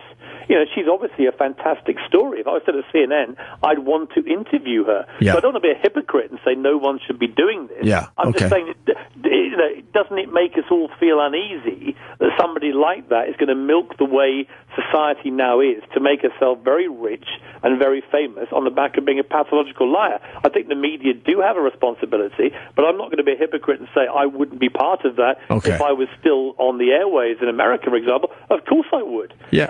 And that's part of the problem. We ought to look at ourselves and say, really? Are we not better than this? But I think the reality, as you guys said, is that no, we're not better than this, and there's too much television on the airwaves now for her not to be somehow famous. Yeah, I agree with you, but I mean, when this story hit, what we do for a living, I'm like, oh my God, our jobs just got way easier for a couple weeks. This is no-brainer stuff. Is she really going to be rich, though? Doesn't this run out? Doesn't this type of... It's a great human interest story, isn't it? Yes. The white civil rights campaigner who pretended to be black. If you just look at it in simple terms, it's a fantastic story. And I don't think anyone can pretend otherwise. That's why we're talking about it. It's whether she should be allowed now to create herself as a TV star and make a lot of money. I feel uneasy about that, and we all should. I don't like her, but I don't have any problem with it just because we've been making celebrities out of horses' asses for a long time for years, yeah. And until we stop doing that as an overall thing, we don't need to start with her because she didn't commit a crime. She was just a douche. Where did that start? You think? Who was the first celebrity? Way back in the 30s, the 20s. I mean, Billy the Kid. Al Capone. I think he was a celebrity. Billy the Kid. For many years, and who knows how far back. But when did it really ramp up? Well, with TV and probably media. Reality shows in general when they really hit. I think came with O.J. Simpson actually. Oh, very good. I think that the celebrification of his trial and the fact that he got off because he was a celebrity and the car chase and everything else, I think all that was the first time I really saw a major figure who was effectively a criminal being portrayed purely as a celebrity in that way. I don't know, your people had something to do with this, too. Cable news to do it all. Jack the Ripper, don't forget. That's one of you guys. That's a strong answer, though, because there were a lot of characters that came out of that OJ trial. Oh, they all became famous. They all became celebrities. Yes. Every lawyer, all the jurors, him, all the people, the families of all the people involved. I mean, everything got celebrified, you know? And that, from that moment on, really, any criminal with any notoriety, through the oxygen of cable news and tabloid papers and radio shows, anything where there was a talk or visual medium to debate this stuff, turns them into celebrities. I wanted to do one segment with you without talking about guns, but then it's the biggest story today, 9 killed in hate crime church massacre. And, of course, the other side would say, well, if one person had a gun in that church... Sure. So the NRA's response would be, if you ask them, if you ask Wayne Lapierre, the boss of the NRA, he'd say the only way to stop this happening is for everybody in that church, while they're praying around their Bibles, which is what they were doing, these young people, they should all be carrying guns, and then they should all start shooting too. And my argument, as I've said to you guys many times, is simply that America has more and more guns, and more people are getting killed with those guns. At some point, there has to be a reality check where the sheer volume of kids like this kid who's apparently 21 years old, some kind of white supremacist, racist, that his easy access to a gun to kill all these people in cold blood in a church has to somehow be attacked and prevented. It's nothing to do with the right to bear arms or the Bill of Rights or anything. The Founding Fathers, I have absolutely no doubt, if they were around today, would look at the sheer volume and ready availability of effective machine guns to young people on the walls of Walmart, and they'd say, this isn't right. This is not what we meant by the Second Amendment. And I know that a lot of your listeners, because I get this each time I appear, they'll be on ranting and raving and calling me a limey idiot and the new George Bird and so on and so on. It's nothing to do with any of that. I just want I want fewer Americans to be shot and fewer Americans to be shot dead, and I want fewer outrages like this disgusting incident down in Charleston, where these poor people praying in a church have been massacred by some crazy young kid yet again who can just get a gun anywhere he likes. And if any sensible American really has an issue with the basic premise of what I'm saying, I'm not about confiscating every gun. I'm not about confiscating anything. I'm just about saying this has to stop, doesn't it? In modern America? Yeah. Well, we've run out of time with you, Mr. Morgan. And I'm a little distracted because reaction on Twitter, and there's a guy called Rodney who has a massive head. Rodney Nacio, massive head and a huge bushy beard. He looks like he probably wants to kill me. Who's just tweeted you saying, "Hang up on this loser." He's from Durham in North Carolina. Rodney, if you're listening, your face, buddy. You're calling me a loser? Piers, I love that you just take on everyone on Twitter too. You got balls. I love the trolls. All right. They look like Rodney. I'm a little distracted because Jimmy might shit his pants. Yeah, I've had a couple of near misses lately, and I just stood up and I realized I better make a dash for upstairs, or this is going to be a problem. Yes. So with that, well, it's great to talk to you as always. Absolutely. Right, what are we promoting? DailyMail.com, I guess. DailyMail.com. Yeah, I write columns on there 2 or 3 times a week. It's a fantastic newspaper website, the best read English-speaking newspaper website in the world. If you haven't tried it out, give it a go. I have a question. How long are your columns? How many words do you write normally for a column? They could be between 600, 700 words and 1,000 words, depending on the subject. This week I've written about our friend Rachel, and I've written about Donald Trump. They're up there on the site, and you can look at all my back columns. And I try and be provocative and write about whatever's around in the news and whatever characters are making the news, and I hope people enjoy it. Your columns are entertaining and unfiltered. Thank you. They're a good read, and you don't have to agree with Piers Morgan to read this stuff. Right. So, thank you, Piers. Always a pleasure, sir. Good to talk to you guys. Thank you. All right, Piers Morgan. And Jimmy, this guy is shit. Yeah, I'm standing. Yeah, I'm going to make a mad dash. Let's just stall. Lock the door. I want to see what happens. Oh, it would just be a disaster. Yeah. Yeah. It's a veggie juice dump. Oh, man. Not good. I can tell you're like, it's like when you're carrying a bucket with water in it. You can just tell by the way it's that there's no apples in there. It's just liquid. Yeah, there's no way around those dumps. Like, you eat healthy, I feel like shit. I eat wings all the time, I feel like shit. Yeah. This is going to be a nice one.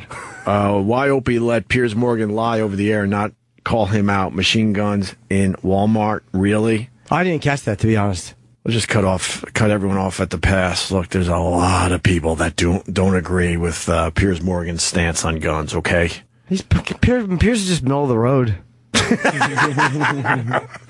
Sam, what are we promoting today, sir? You got Red Eye tonight, but I don't know if anyone can see it because it might be a test show. Yeah, watch Kennedy tonight at 8 p.m. Oh, that's right. You're going to be on Kennedy as well. Fox Business, yeah. That's great. And you recently taped your Village Underground CD, right? Yeah, I did a CD at the Village Underground. I did a half-hour special for Comedy Central last week. Great. It's fun.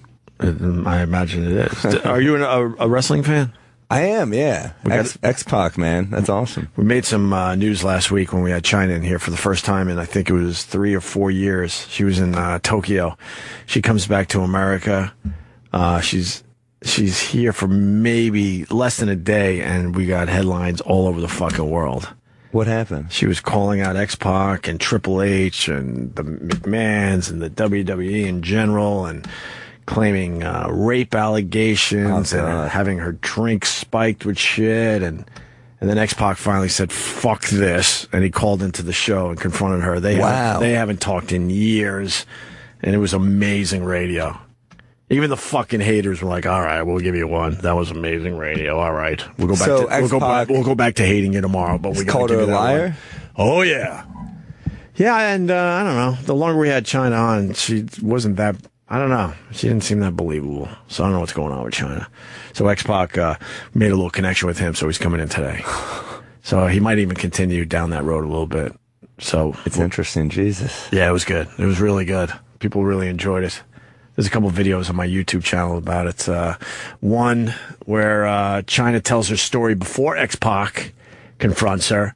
And then after about 30 minutes, 25 minutes, something like that, X-Pac's like, fuck this. And he called and then talked to her for about 27, 28 minutes. Wow. Yeah, I saw their video on, they have a porno online. Yeah. She claimed that she didn't sign away the rights to that. What was she? She was under the influence or didn't know what she was signing, or basically saying that she did not agree to have that tape put out there. Yeah. And X-Pac's like, what the fuck are you talking about? I can prove that. And X-Pac wants to take a lie detector test. It was just great. That's the whole thing now, is like videotape. I mean, even that woman, the NAACP woman, has a sex tape now. Yeah, we haven't even talked about that yet. Yeah. She filmed it with her ex in 2013, I think. For the, fuck, I gotta get the story. I'm mixing it up with a rap song about her. For the rest of my life, a 2013 rap song about Rachel Dolezal's, her ex-fiancé made. So she's got a rap song out there from an ex and a sex tape from another ex, right? Is it the same guy? No. Oh, okay. This her ex-husband was the one who she made the sex tape with. Yeah. So you've got to be really sneaky to get away with a sex tape. If like they seem pretty on board with it, that's a dangerous allegation to throw out. The China one? Yeah, absolutely. It seems like she was completely into it, but I think she said on our show that they kind of filmed it, but not with the idea of actually putting it out there. Yeah, but what is going to happen with that? Of course, they always find the tapes.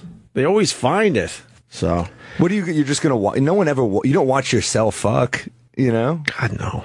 Why would you want to do that? Of course it's getting out there. That's why you videotape it. You know you look like a disaster. Yes. You never look as good as the porn. Like, oh, that's what I look like? I know. Christ. That's what my ass looks like? I got pimples back there? Hairy. Oh, God. Yeah, exactly.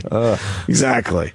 All right, we got Sam Morril in studio. We got X-Pac right around the corner. And who else we got? Oh, yeah, our good friend Lazlow stopping by to say hi. So, very busy show. We'll take a break and we'll be back. Yes, we are back. I guess X-Pac got lost, so he's going to be here in a few minutes. He's a little late, so I know a lot of people are tuning into our show maybe for the first time ever or the first time in a while because they heard X-Pac was going to be here. Made some headlines last week, Lazlow, who's also in studio now. How we doing? Doing a special show Saturday for Big Wayne, the Big Wayne tribute show. Going to have some of his old friends coming around, tell stories of decadence. You're a good dude. Should be good. You're a good man. Thank you, sir. You wanted to make sure, people got to know Wayne a little bit. Wayne was his friend there, Sam Morril, who passed away unexpectedly. He was my radio sidekick. We started a show on K-Rock, and it quickly became obvious that he was the star and I was the board op. So just let him loose because he was so genuine. He had a lot of great stories. Yeah. And getting 2 abortions in 1 month. Good times. Good times. Good times. Jimmy looks amazing. Yeah, well, he doesn't feel amazing today. I know. He might have food poisoning. No, it's not that severe. I think I ate something that didn't agree with me, but it's my body's achy. But no, it's not food poisoning. What did you have last night? I've been eating a lot of fish and salmon and stuff, and I don't eat as much as I probably should. I've been eating a lot of nuts, a lot of raw cashews and raw almonds and raw might be a pistachios. Bad piece of fish. I said Lyme disease. Stomach up. What? I said Lyme disease. Yeah, no, he went right for the Lyme disease. This weekend I was stomping through the brush with a friend up in Massachusetts, and we came back and stripped down to our underwear and inspected each other like monkeys. Of course. And I'm like pulling ticks off of them. How many did you find? 2. You found 2 on them for real? Yeah. One for each hard on. Did you check each other's ball bags? No, and assholes. I did that. I went into the mirror and did the old. And I actually haven't looked at my asshole in a long time. Not pretty, right? No, it's not good. You don't suggest we look at our assholes, do you? It's not. Yes. But It's always hard with someone standing right there. 2 gay jokes in 1 second. Remember when we were growing up, though? You found a tick, you didn't think anything of it. You were freaked out a little bit, maybe. You got it off you, and that was it. But nowadays, man, you go into complete panic mode if you see a tick. And I was telling people, I'm like, oh, we're going to go for a hike, and they're like, dude, the ticks, they're apocalyptic. I'm like, so when you're walking, you can't even enjoy outside. Right. They're a problem.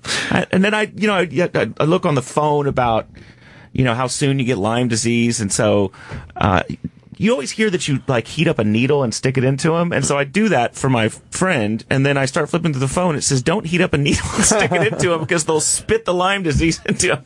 So I didn't share They'll just spit the Lyme disease quicker because of that? Yeah. You remember you had to get rid of the ticks in such a way because the head could stay in there and continue burrowing or something? Yeah, right? I heard you try to convince them to come out by acting like there's fun shit happening. Ooh, look at this little tick thing. Good improv. Boo. Fucking boo. Tick amusement park. Yeah, thank you. I said tick thing and collapsed. Well, you were supposed to use fine tipped tweezers to grasp the tick as close to the skin surface as possible, Lazlow. Pull upward with steady, even pressure. After removing the tick, thoroughly clean the bite area and your hands with rubbing alcohol, an iodine scrub, or soap and water. We just sort of poured bourbon on it and called it a day. Would that get him? Do you really pour alcohol on it? Well, it's because what we were drinking. But you found 2. Yeah. Well, I have tweezers with these fucking eyebrows, so. That's good. They're very Cara Delevingne. Oh, God. Do you trim them all the time, Sam? I have to. I'd look like a fucking caveman, Got to maintain them a little. Jimmy has one hair he refuses to cut. It drives me insane. What, a long eyebrow hair? Yeah. He has one. Look how long it is. It grows very quickly.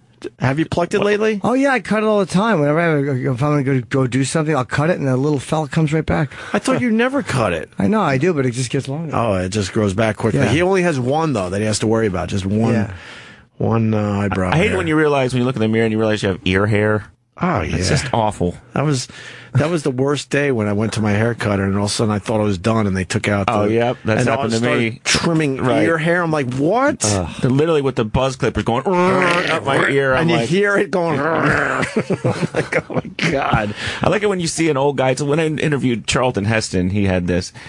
Like, are you bragging? Really? Who gets to interview Charlton Heston? That's a story in itself. Charlton Heston is half candy bar, half man. Charlton Heston. That's a story in itself that you got to interview him. But dude, I couldn't even focus on it because the nose hair was so long. I was like, don't you see that shit in the mirror? He's Charlton Heston. That's what he sees in the mirror. I'm Charlton Heston. Yeah, exactly. Charleston Heston. You know, I really wish when Fatso lumbered up his driveway and fucked with him about the NRA that he would have just pulled out a gun and shot him. That would have been the greatest end to that documentary. He shot Michael Moore. That would have been hilarious. What about the Pete Moss hair? Pete Moss hair? You've never seen the Pete Moss ear hair? Find the picture. You've never seen that? No. Oh, it's like patches of black hair that's around and in the ear. You've never seen this on somebody. I'm always obsessed with black guys' chest hair. Because it's just sort of in these weird clumps. Yeah, and you're obsessed by that. Well, I don't know. Black men's chests. Can't stop looking. That's not the Pete Moss type of hair. It's like all right. Whatever. By the way, there's a Jamaican lady or something who cleans the bathrooms here. Yeah. So I'm upstairs taking what would be considered a biblical shit. I'm 3 flushes in. There's not a solid hunk of anything to be. It's loud. There may even be a little audio of the first wave. Not realizing there was going to be a second wave. I never know how these are going to come out. But she keeps leading in. Is anyone in there? Yeah. 5 minutes later. Is anyone in there? Yes. What do you think? I'm committing suicide in here? Right. I'm going to fucking throw myself down the toilet? You didn't see me walk out. Yeah, you'll know when I leave. Out. You'll know when I leave. There's nothing worse than shitting in peace. Because I walked in, and I like to say it was in an ESE situation, which is amazing. Every stall empty. Nothing better than an every stall empty fucking bathroom. Situation. It's beautiful. Fucking wonderful. Yeah. And I have her fucking leaning and bellowing about my whereabouts. Well, let's hear this. Bitch. No, I don't have her on tape. I only have the first wave of shit. All right. And I was still looking for what I call Pete Moss hair, but all right, here's Jimmy. Who hummed in the... Oh.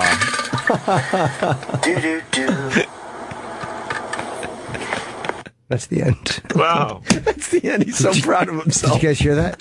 Yes. Yes, we might want to hear it again, just in case. Sounded like you were slurping a straw. Yeah, it was terrible. Nothing better when the boss, enters the bathroom and hits a stall. That happened last week. It made me laugh all fucking day. It's a level playing field at that point. It is, right? Yeah. And by the sounds of it, it sounds like he eats shittier than I do. So that made me happy, too.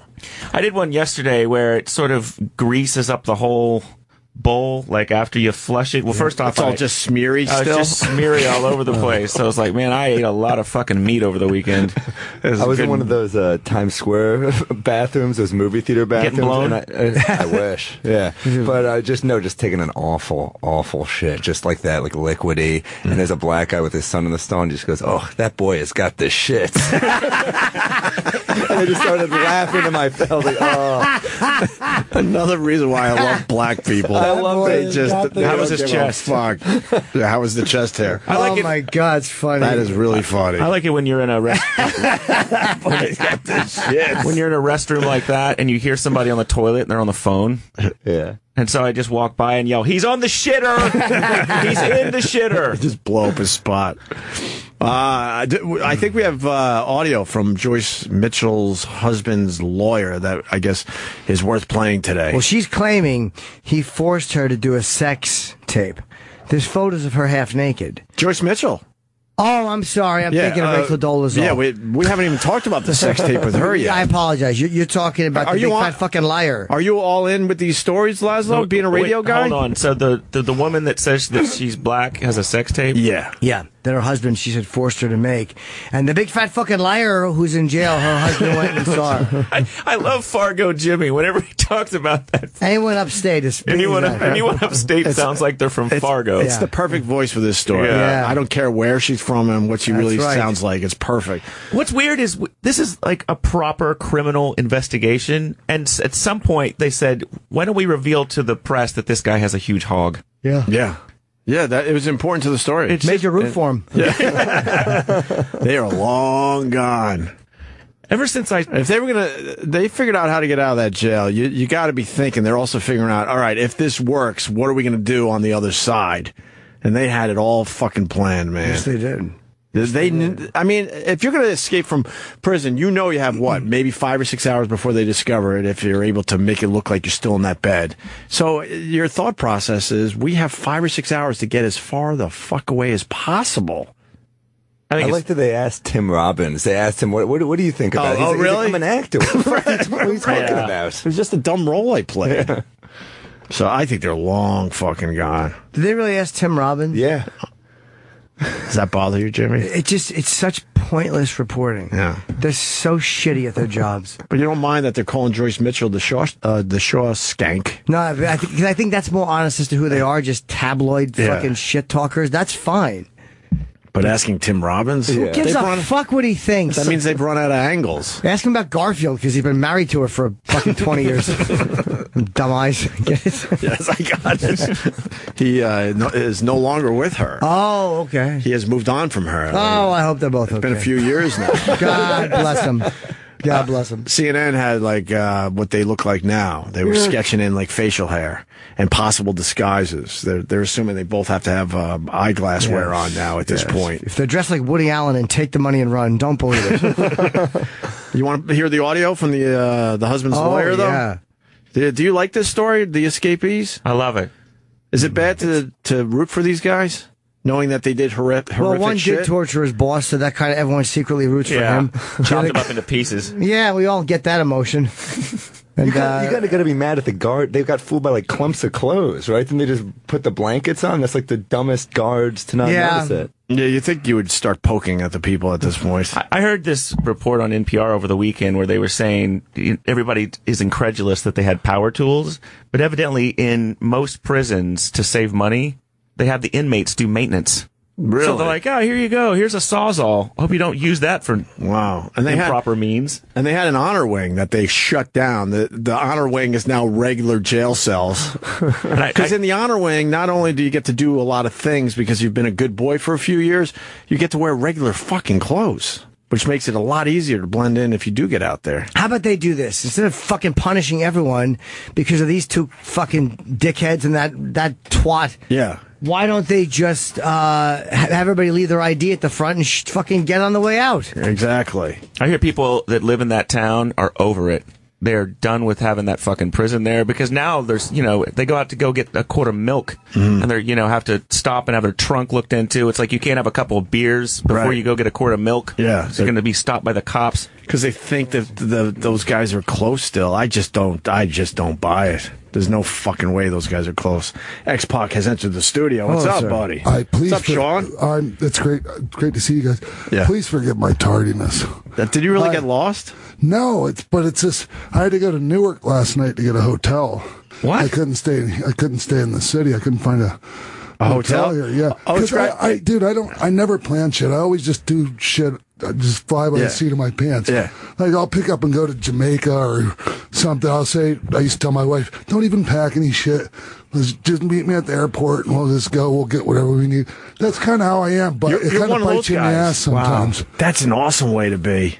Just fucking go to the airport with nothing. But then I got the scene from European Vacation where they just keep going round and round. Look, Mom, look, kids, Big Ben Parliament. Yeah. That's how I felt on the 1 and 2 train last night because I kept missing Penn Station and I just kept going loop after loop after loop. Wait, you went all the way around?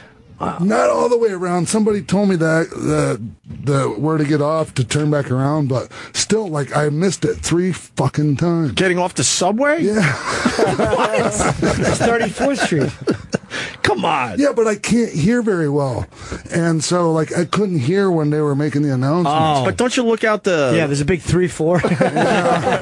Honestly, man, it's really kind of my first experience with the trains. Oh, okay, yeah. I just started using them recently, too. You get used to them. And I don't mind it. It's graduation time. That's why you can't get a hotel. Is it? Is that the story? So they hike up all the rates for these poor fucking people that just want to come to the city and see their kid graduate. Days in Chinatown is $500 a night. That's pretty much it. That's pretty much what they're doing. Hotel people are scum. Hey, what's up with the army and fatigues armed with weapons running around? You haven't been in the city in a while. Penn Station? Yeah, Penn Station, I mean. They don't want anyone to blow up our trains. I mean, I get it, but that's, I mean, it seems a little bit like, I mean, it's like, oh man, like, this reminds me of when I used to go to Israel a lot. I remember the first time after 9/11 seeing these guys with automatic weapons on the streets of New York. It freaked me the fuck out. I'm like, what is this? But now we're kind of used to seeing it, right? Kenny? Well, it's an elevated threat this week because they killed the number 2 Al-Qaeda guy with a drone strike, and they locked up a guy in the city with bomb-making stuff. And the ISIS kid that stabbed the FBI agent in Staten Island. ISIS, man, is getting harder and harder for me to support.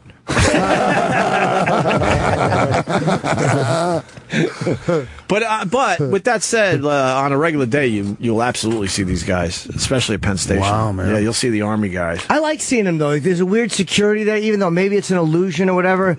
I don't mind those guys. Illusion's fine. It's Vince McMahon always likes to say perception is reality, and fuck it. If you perceive you're safe, I mean, at least you walk around feeling that way. I'm less likely to get mugged if there's guys with guns there. I'm not even thinking about terrorism. I'm just thinking about fucking guys that might see me and obviously look at me and understand that I'm wrapped up in wealth. And like now that like it's not a big deal to get caught with a little bit of pot around here, like I don't even worry about the cops. Yeah, so, they pretty much just write you a ticket finally instead of bringing you. Unlike New Jersey, for fuck's sakes. Well, shit. Governor Christie's not a fan of the pot.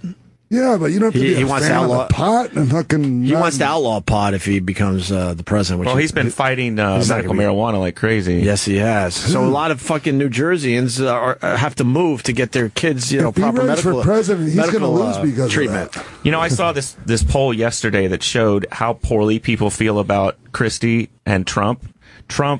His ratings amongst Republicans. This is a Republican poll. They fucking hate Trump. I know, and I love that everyone's hating him. That speech he made. I saw this fact checking thing. It's so full of shit. It was.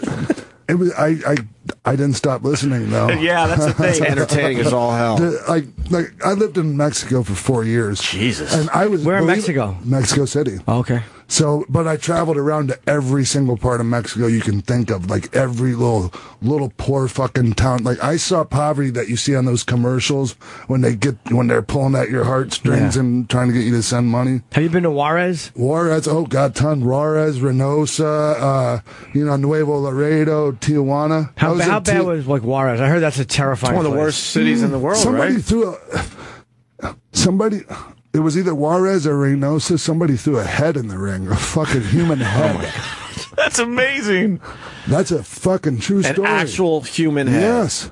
What a way to celebrate your favorite wrestler. Here's a guy I killed an hour ago. It was crazy going from WWE to wrestling in Mexico. A drop off. Sorry, but what do you think when the head went rolling in the... I wasn't there. Oh, okay. It wasn't your match. No. I was like, my match that fucking bad? What about the cartels and stuff? They run everything. They wash all their money through all the matches. Like, you'll show up to some bull ring in the middle of fucking nowhere and they'll announce a sellout and there'll be like 20 people in the crowd. They don't give a fuck. They're handing everybody Coke and fucking, everybody's packing their nose. And then they look at me like I'm an asshole because I'm smoking a joint. What the fuck, man? I don't get it. Did you ever feel threatened when you were there or in danger? Never. Oh, okay. Never. Why? And maybe that's just because I'm foolish, but... Well, did you have security when you did these shows? Just you? Oh, during the shows, yes. They didn't, because some of and it's just like here in the States. Oh my God, I'm going to get fucking heat for saying this. There's certain, when you get out into the rural areas, they're like, some of the people can be less educated and more simple-minded. Yeah. And it's like that in Mexico, too. They call those people the nacos. Here they're rednecks, white trash, whatever. They call them nacos down there. But they still fucking believe it. They believe that wrestling's real. And Mexican wrestling is like some of the phoniest looking wrestling there is. You didn't have to wear a mask, did you? No. I can't do that. Plus, like, I spent 25 years, cultivating this image. But no, I never, it was just so fucking crazy, man. Yeah. So crazy. And they did not mind going back on their word one bit. Did you have where they fucked with your money or what? Oh, well, they didn't fuck with my money. They paid me the money per show, but what they fucked me on was the guaranteed number of shows. Oh. And I was moved down there, so you're kind of screwed. Yeah, so I met a guy who did Insane Clown Posse's show. He was a big guy. He was like a... Vampiro? I don't know. He worked as a guardian angel kind of. Yeah, Vampiro. Oh, Vampiro. Okay. Was he a wrestler or something down there? Yeah. I liked him. Yeah, he's a pretty good guy. Every now and again, he likes to tell a fishing story, but yeah. He's we all have some pretty crazy stories that a lot of people will go, "Oh, you're full of shit." I know I have plenty. I can't believe you're down there for 4 years. Yeah, that's unbelievable. Well, I see what happened. I was down there for 2 with my ex. Which one? Her name, she was called Ryan Shamrock in WWE. Yeah. Oh, I remember her. She was hot. It still is. And she's a dear friend of mine. And, going back to the China thing. Yeah. I had never hit a woman in my life. And like I even told her, I would die before I hit a woman. But in Mexico, I'm very carried away here. Come on. No, dude. Like that's how fucking strongly I felt about it. No, I'm kidding. That's just a joke. A good one. So like in the middle of my stay down there, like we got in. Shit was getting kind of, it was getting rough. We had a 4-year-old. The 4-year-old made like 10-hour bus trips with us and did every mile and was in every arena with us, and it was really stressful. But I started drinking a lot because she wouldn't let me smoke my weed. Me and my fucking weed. Anyways, it actually saved my life, man. I'm all big marijuana advocate, obviously, but I started drinking and I was also taking antidepressants. We get in a fight. She starts hitting me. I'm not hitting her back. She takes a picture of my kids and breaks it over her knee. And I'm already lit. And I just fucking lost it. And I punched her and knocked her across the room, dude. And I was and her 4-year-old kid saw it. I was so overcome with guilt and shame that I ate a bottle of Valium. I washed it down with Bacardi. And I fucking hate Bacardi. Hate it. It's shitty. Every time I've tried to kill myself, I go top shelf. Yeah. I couldn't find my Oso Negro fucking $7 vodka because I'd already drank the whole fucking thing. So you punched her in the face and she flew across the room? Yeah. Yeah, man. That's fucking. I'm ashamed to admit that, man. Especially after all like the shit I went through with China and the accusations she made about me, which I never did, and then I ended up actually fucking hitting a woman. Was this before or was this after China? Way after China. Okay. Actually, I was with her before China. That's how I ended up getting with China. Her and I broke up, and I was really heartbroken. And fucking China and I were friends. Strictly. I never looked at her like, she was my boy's fucking girl. And so I just strictly was like, oh, my late grandmother, may she rest in peace, the worst matchmaker in the world, said, why don't you go see China? So fucking the rest is history. So what happened? You hit this girl and she flew across the room. Oh, yeah, how fucked up was she? How messed up was she, or how did you guys resolve it? Not too bad. She got up, but the thing is, man, it was the kids seeing it that really fucked me up the worst. And so I went upstairs on the roof of my apartment and I found a garden hose and I hung myself. And I was dead, and she fucking I don't know, the adrenaline was kicking, man. She got me, she unhung me, and she revived me and kept me alive. And it took 45 minutes for an ambulance to get there. And then I was in a coma for 3 days, similar to what they put Bobby Christina in. Yeah. So were you unconscious when she brought you down? Coma. Yeah. I don't remember anything. Oh, you don't? Okay. No, I was dead. So wow, you did the pills and the alcohol and then went up on the roof and took the hose. Yeah, but I mean, obviously, like if there was no substances involved, none of that shit would have happened. Yeah, I wouldn't even participate in an argument.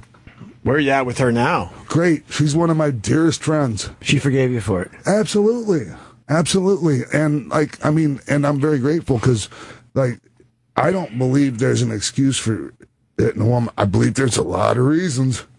I just think it's not cool, man. Yeah. Although if she's hitting you and you hit her back, I don't have as much a problem with that. I mean, I'm starting to have a little less of a problem with it, but she enticed you.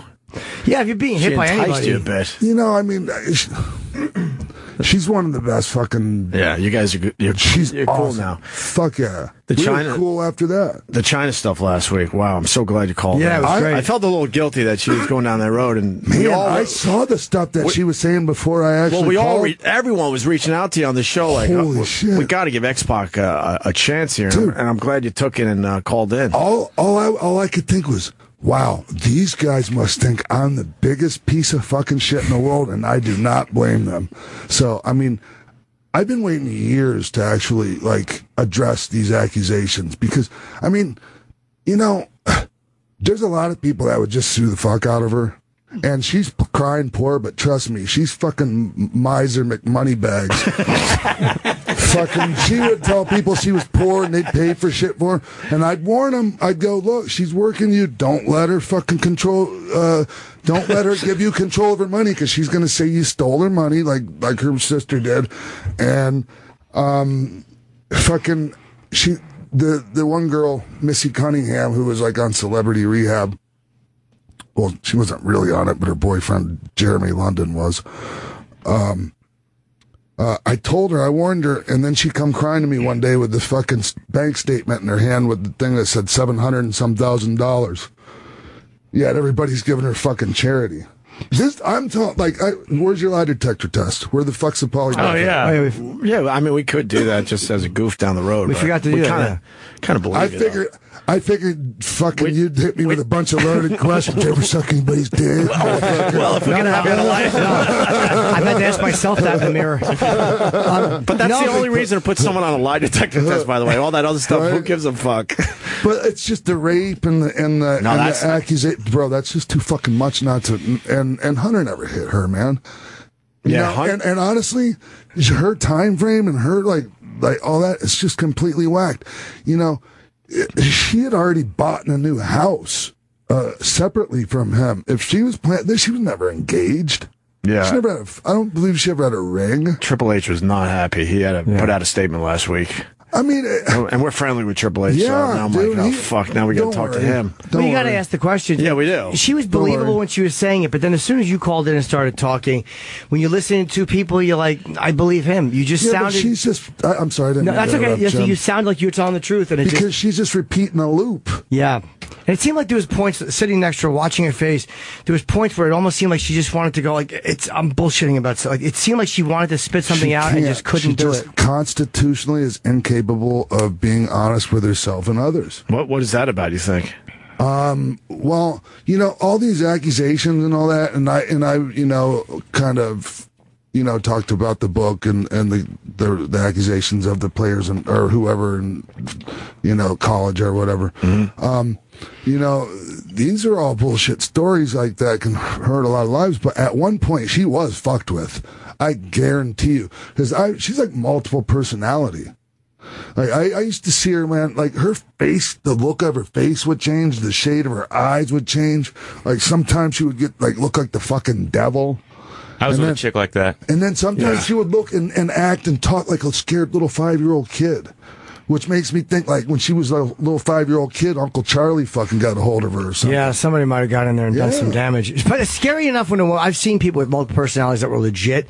And when it's someone who's as big as she is and can do damage, you know, because she's a powerful woman. She's not some meek little... that's frightening if someone's in a rage, And the thing is her stories... She will take something that actually happened, but completely fucking just, you know, twist it and she said I strangled her a bunch of times, broke her ribs. One time I did have to restrain her in a rear naked choke. But, rear naked choke? That sounds hot. Yeah, but I like how technical the abuse is here. But it was better than fucking punching her in the face. What was she doing?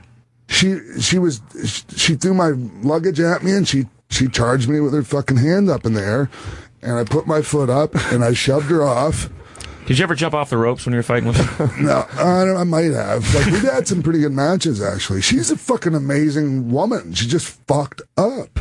So she's coming at you, you grab her in a chokehold to stop her? When she got down, she got back and started charging me again, and so I wrapped her in the choke, and I sunk the hooks in behind her, and I brought her to the ground.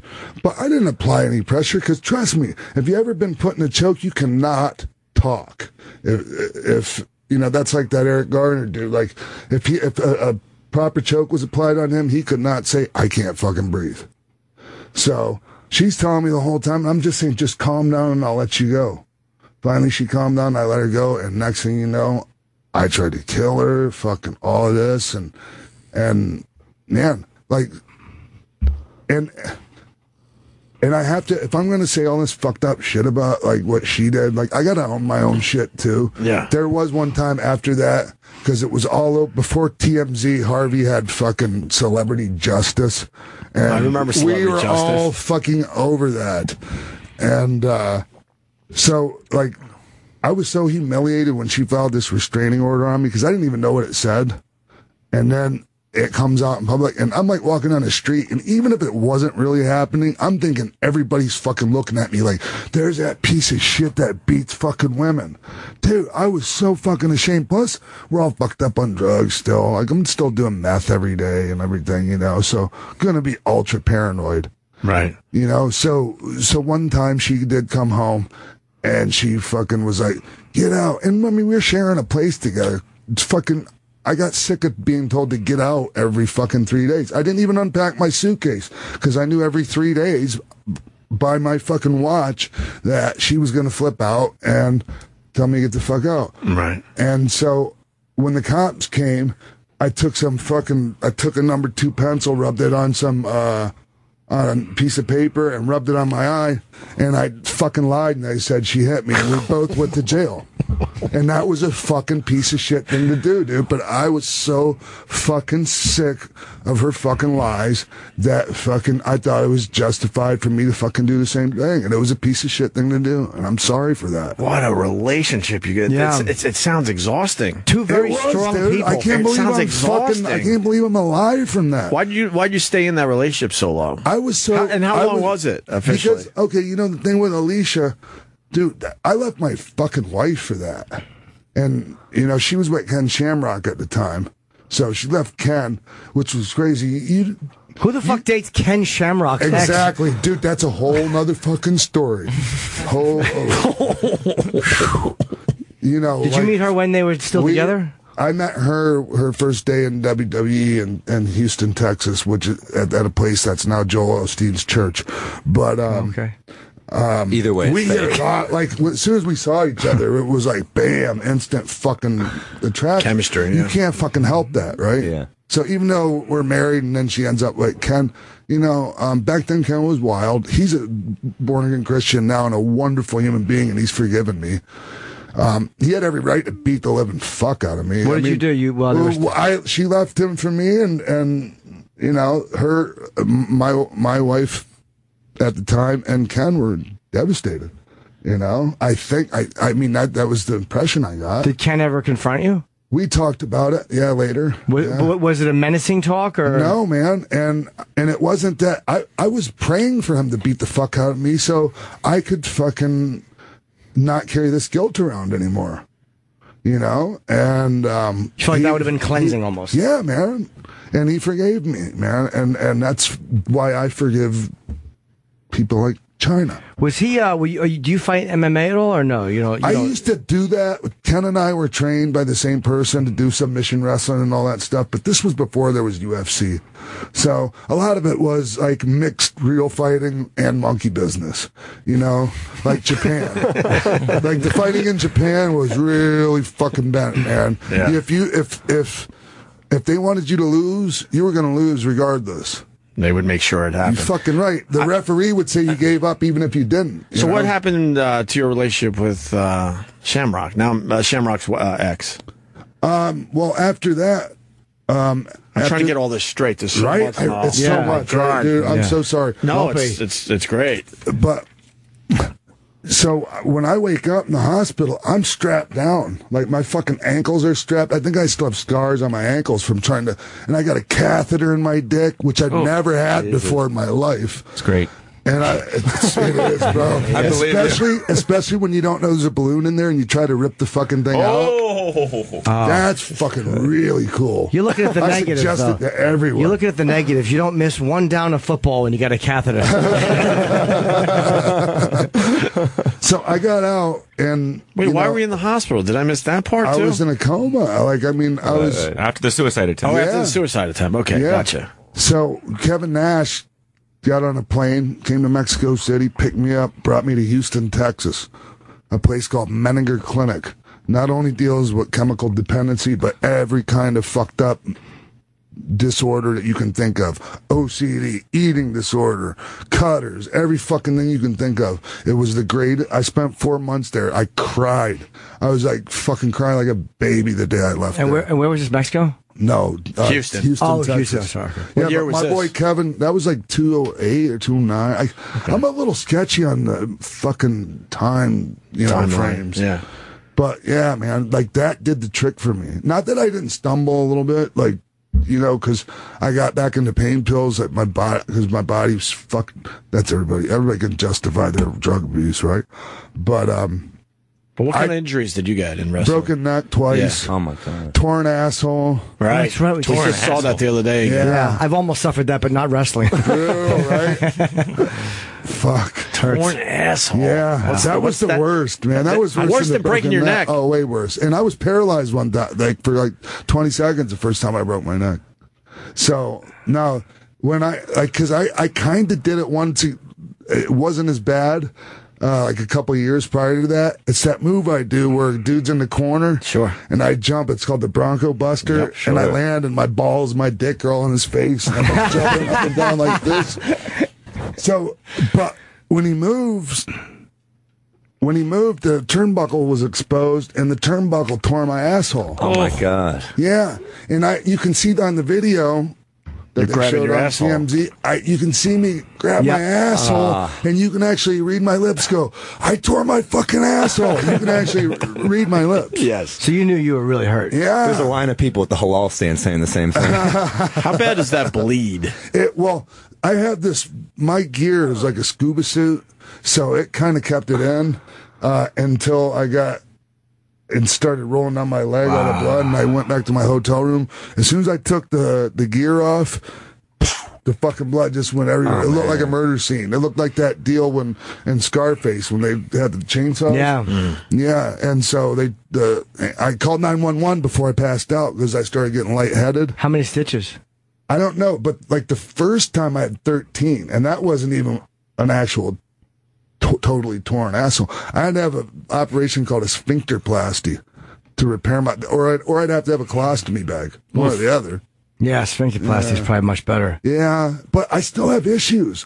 Like sometimes, like I'm walking down the street, shit, and like it won't even. I can't even feel it. Like a little, like all of a sudden I'll go, oh my god, I'm shitting my pants. A little nugget pops out. Little nugget? No, man, it's usually not very solid, man. Wow. Yeah, pudding. I've almost had that a few times. Do you have to wear anything then? Will you occasionally wear something that will? I don't know if you remember. I did Artie's show and I met you. Yeah. With the I had a diaper on that night. Oh, I didn't know that. Yeah. So you occasionally will wear them just in case. I mean, you have to. Look, if you had an injury, what are you going to do? You can't shit your pants. Well, I had because to drop a deuce, that was very complicated. You can imagine. Yeah, because of all the stitches and everything. Oh yeah. How do you do that? Keep it clean. And how do you do that as you're healing? It was just very not fun. Well, I didn't take a shit for 4 days because of all the opiates they gave me again. Because I was on Suboxone. Yeah. And it's a little tricky, man, when you're on Suboxone and then they gotta like immediately give you opiate, like fucking Oxy or whatever. Was there a moment where you were like, I should stop doing this move where I jump on you? Well, I never let a guy move out of the way and hit, like, I'll have him move out of the way and then I'll just bounce off the bottom turnbuckle and land on my feet. So, I was like, you know, I mean, yeah, that'll never happen again. I can't, like, afford for that to ever fucking. I mean, my asshole. I was always told by women that I had a pretty asshole.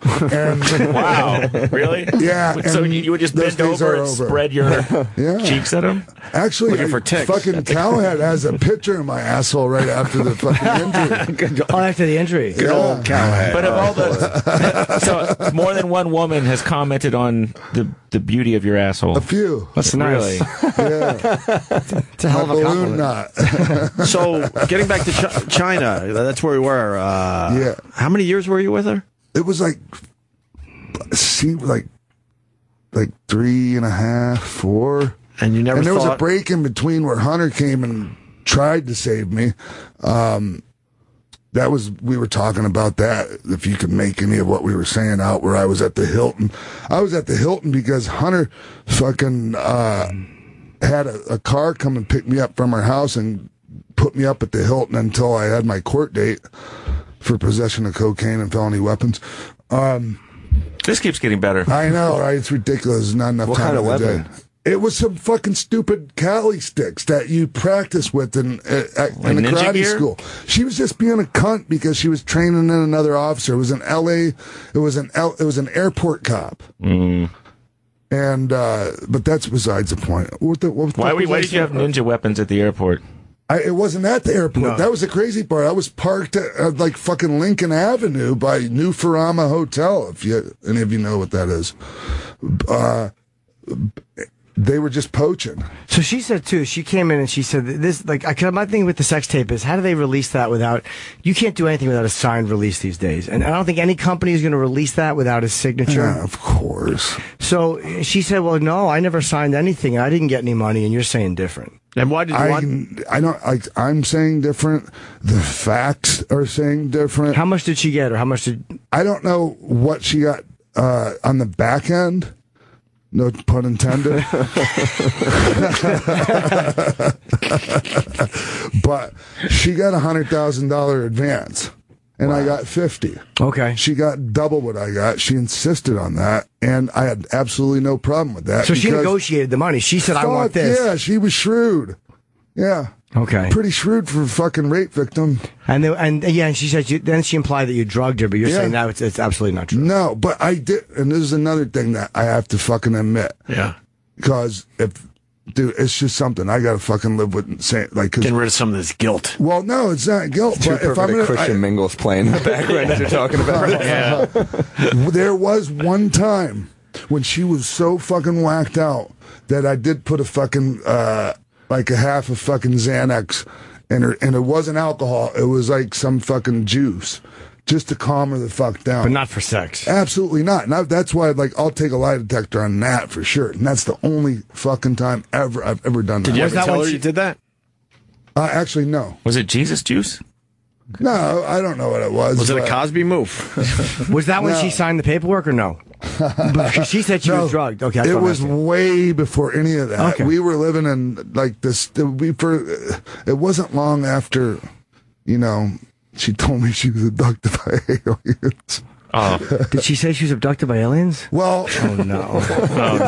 We were. I told you already talk about that shit. I feel like I'm high. Hey, dude, we were so whacked out on that, dude. We were both seeing like fucking demons, fucking different fucking shit that you don't know is real or not, man. When did she claim to be abducted? When Well, she was an she adult or a brought me kid? into the utility room and she showed me this on the junction box, all fucking like she was all in one of those scared little kid modes, and she showed me on the junction box in the utility room, like a fucking outline of like a classic looking alien, and the number of her apartment unit that we were living in, and.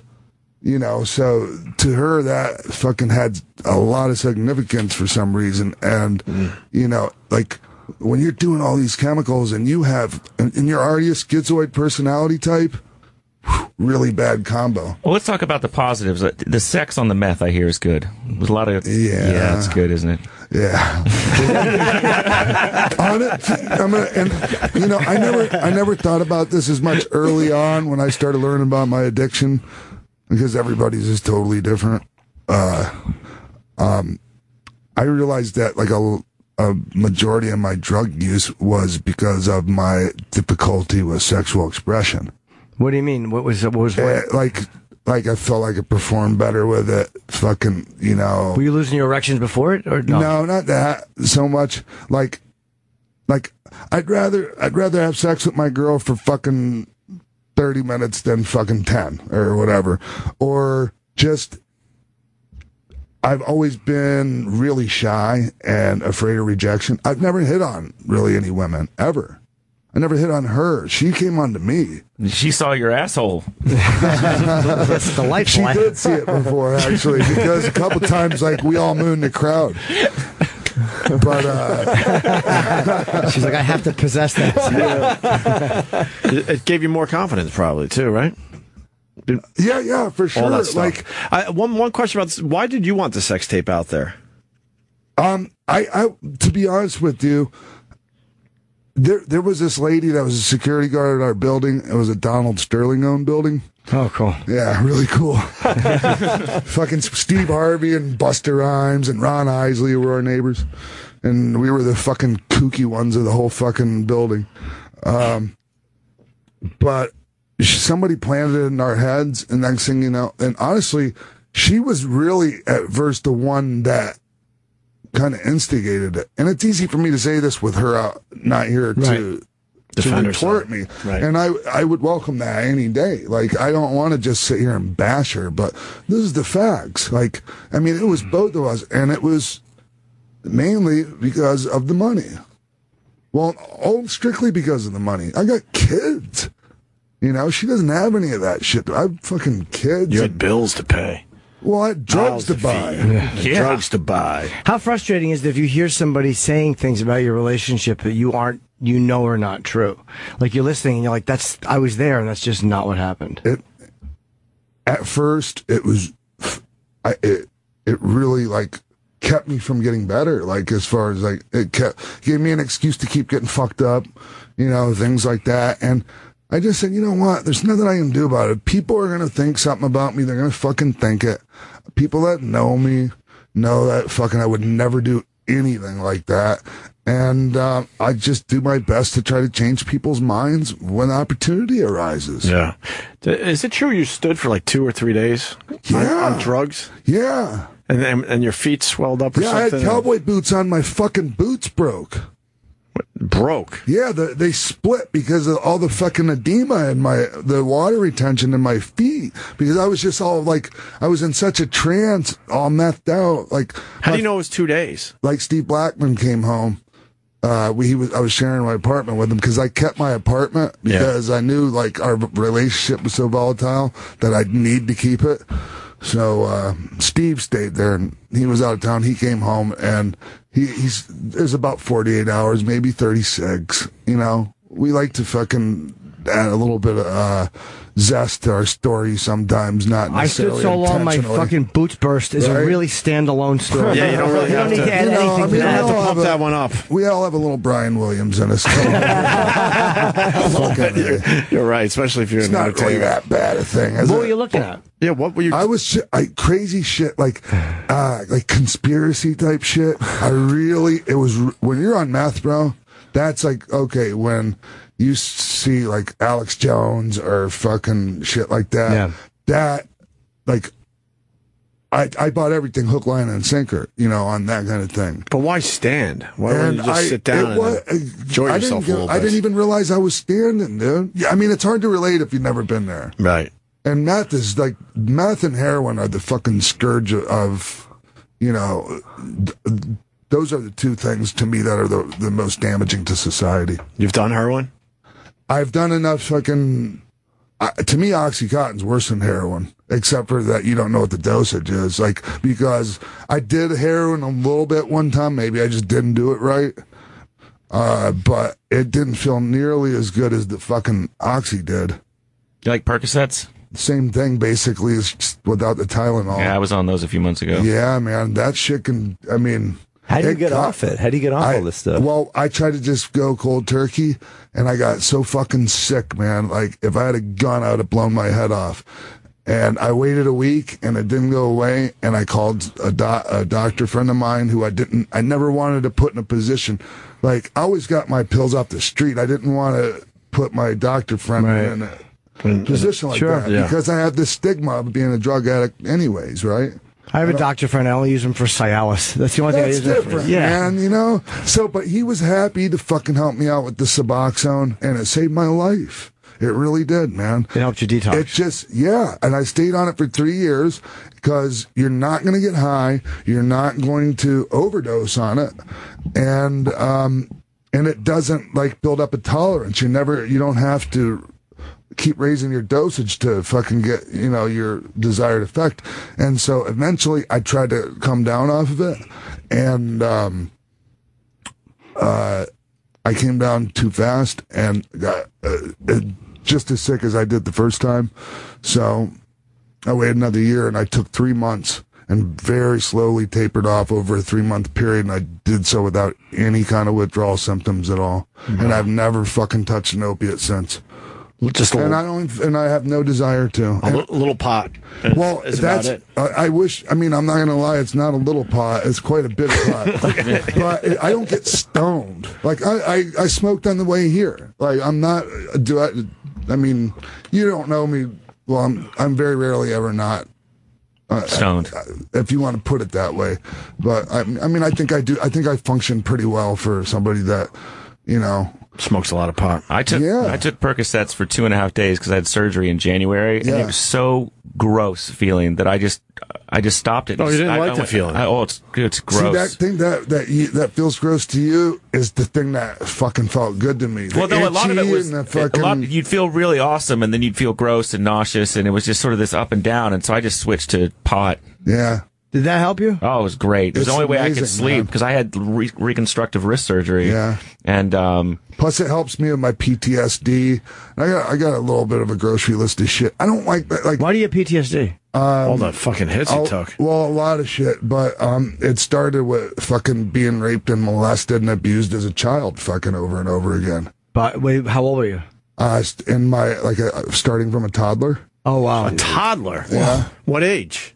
Like, well, maybe not. A couple years. My first memory is like 3 or 4. Holy fuck! Yeah. By who? Several people. There's some like Where the fuck were your won't parents? name because exactly. Were they a part of it, or were they just not? No, present? but they weren't present. I didn't even know my dad. This is a real heartwarming story. I know, fucking A, right? So wait, they were friends of the family, or guys that would hang out? It was just a predator at the mall at the computer store. This one, Radio Shack. It was Radio Dude, Shack. I knew it. It was Radio Shack. Why? Dude, some bad product placement for them on the show. And I had That's why they're shutting down. That place is very rapey. And it was a lot easier to fucking palm me off on this. And if she's listening, I love you, Mom, but like. I'm just speaking the truth, and we have to own our shit. So she put you with this person? No, she didn't put me with anybody. She just had her own thing going on, and she was a single parent, and she worked a job, and she liked to have her time at night sometimes to go to the bar and, have a social life. And so my sister and I, we basically fucking did whatever the fuck we wanted every day of our lives. At that age? Yeah. Wow. How old was your sister? She's a few years younger than me, and she's turned out great because she has a different father that didn't have drug addict genetics.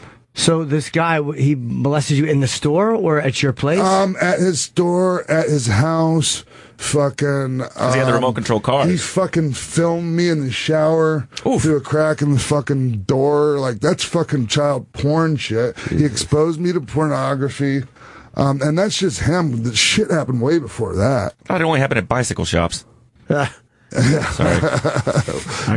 without the bicycle seat. No, it's a different Strokes reference. When Arnold almost got that was like their serious issue. Where stupid Dudley wanted some wine. Arnold knew better, but Dudley just couldn't not take the wine. And Mr. Carlson from WKRP, fucking Dudley. That's the best response ever. Fucking Dudley. So did you ever confront this guy? Because Tom Arnold talks about being molested. He confronted the guy as an adult. Well, I went to this guy. Like I had one positive role model that used to be a drug addict, and he used to promote like rock stuff with my uncles, and I really looked up to him, and he changed his life, and he started this business called Identikid Services, where they make child IDs, and he became like a born-again Christian, but like he had all these, he was a degree in marketing, and he just did like he never paid a dime of interest in his life. He paid everything cash, just like all the right fucking things to teach somebody. And I learned a lot from the guy, and I credit him with me not being a complete fucking piece of shit. But how'd you confront the guy? I went to him to ask his advice because he knew the guy, because he was buying computers from the guy for his franchises, for his child IDs, and he can't have a fucking child molester selling them computers that when he's works with children, right? You know, and he knew right away I was telling the truth, and everybody did. And how old were you when you were at this time? At this time, I was already in WWE as X-Pac. And I moved back to Florida, and this guy tried to come around, and when I seen him try to come around my kids, like I had suppressed all this, and it all came back to me. I'm like, oh my God, this fucking guy's going to be around my kids. No fucking way, right? So like, I reported him to the cops. They wanted me to testify, and my ex-wife, because she didn't want the embarrassment, she talked me out of testifying. So because of that, my cousin got exposed to this fucking guy as well. So that's some more guilt I have to fucking carry around with me. You wish you had testified. Absolutely. I tried to go back later, but they didn't want to hear it now. You know? Why don't you just go beat the shit out of him? I did confront him, and the fucking cops came. What happened? I told the people that he's a tenant of at their business, that their fucking tenant was a piece of shit fucking child molester. And they called the cops on me. What did he do while you were saying this stuff? He looked like he saw a fucking ghost. It wasn't quite as bad as the look on China's face when I was fucking decimating her, but fucking it was like he couldn't even defend himself. Whatever happened to that guy? Where is he now? He's still running around like a fucking creep in a fucking minivan. Man, that's horrible. Yeah. At 3 and 4 years old, that's crazy. Like I'll tell you guys some shit up there that'll fucking make that sound like child's play. Right. This is pretty strong. Was. Yeah. No, when you hear it, you'll go, "Holy fuck!" To you? Shit worse. I wish it was to me. That's all I can say. But it was. That's not really fair to do on a radio fine. show. Let's say this: has the person who did that shit been at least punished, or been made public? Everybody, his spot got blown up, and a lot of people found out. Even his own family knew that it was true. That he was a molester. Yeah, I mean, you just know something. This is a different guy. You talking a different guy now, or the same guy? The guy with the computer guy. The TRS-80 guy. All the other stuff. Exactly. All the stuff that guy did. Yeah. All the stuff that guy did is what you're talking about. Yeah. Okay. Oh, no. The other person, I can't. You don't want to say who it is, yeah. Yeah, just out of respect for other members of. Yeah. You don't want any. But has that person, whose name you don't want to mention, gotten any trouble for it? No. And he's no longer with us, so. X-Pac. No. Okay, all right. Oh, this is writing secret notes. There's writing. I thought I knew who, and now he's writing. Oh, it's not a celebrity. Okay. All right. Wow, you're writing like you're gonna rip the paper in Magna Carta over there. Yeah. Yeah, I get why he won't say that. Yeah. I'll throw it to you. I don't want to show it on the camera, so I'll just throw it to you. Oh. we shouldn't do it on the radio, but after reading that, it's like, I understand why you wouldn't say that. That almost drove me back over the edge. If I didn't have the tools I got from Menninger Clinic, What the fuck? But let me ask you, with that situation, when you found out, did you confront the other person, or you found out after you could confront them? I found out, and I tried to protect a lot of other people. Okay. And it didn't work. Still got out to a lot of people, and I can't say as I handled it 100% correct. It was a really fucking fucked up spot to be in, and that kind of shit. I mean, do whatever you want to me, man, but don't do that. Yeah. How is that person doing? Better than she should. Okay. Jesus. Yeah, it's weird with sex stuff. Like, people are because there's so much embarrassment or shame around it. Like, nobody wants to talk about it, or like people are afraid to admit it because it's kind of, I guess, humiliating. But see, I really lost my fucking right to privacy when you put out a sex tape, number one, and I choose not to project a false image. Just like the shit that you admit to, like, I admire the fuck out of that, because a lot of people wouldn't have the balls to admit some of that shit, and I can relate to a ton of it, man. And I think it helps people when you talk about it openly, man, because more light needs to be shed on that kind of shit. Because, I mean, it always gets brushed under the rug. It always fucking happens. Mm-hmm. Yeah, people get really uncomfortable with it, and they shouldn't. It's like most of them are common experience. I'm not talking about victimizing, just doing things that we're ashamed of. So much of that's common experience, and when you talk about it and people are honest, you realize, like, wow, 6 out of 10 people have done the same thing that I've done. Yes, exactly. I've heard the 1 out of 4 or whatever, have been raped or molested, but that's just the ones that admit it. Yeah. I never was, to my knowledge. Never. It's amazing. It's unbelievable. Amazing my life.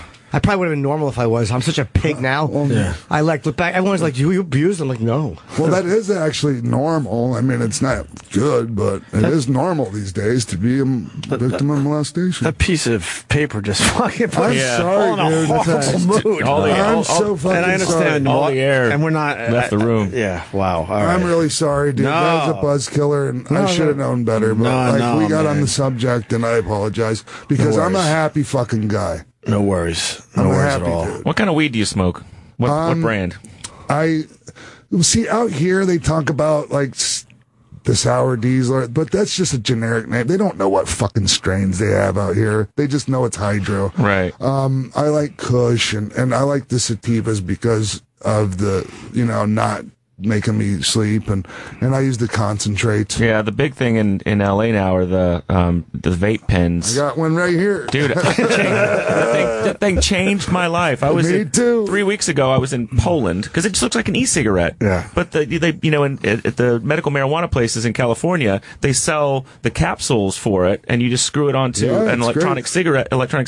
We're sitting in an outdoor cafe in Poland in a huge square, passing it back and forth to my chick, drinking a beer, laughing at kids losing their balloons and shit.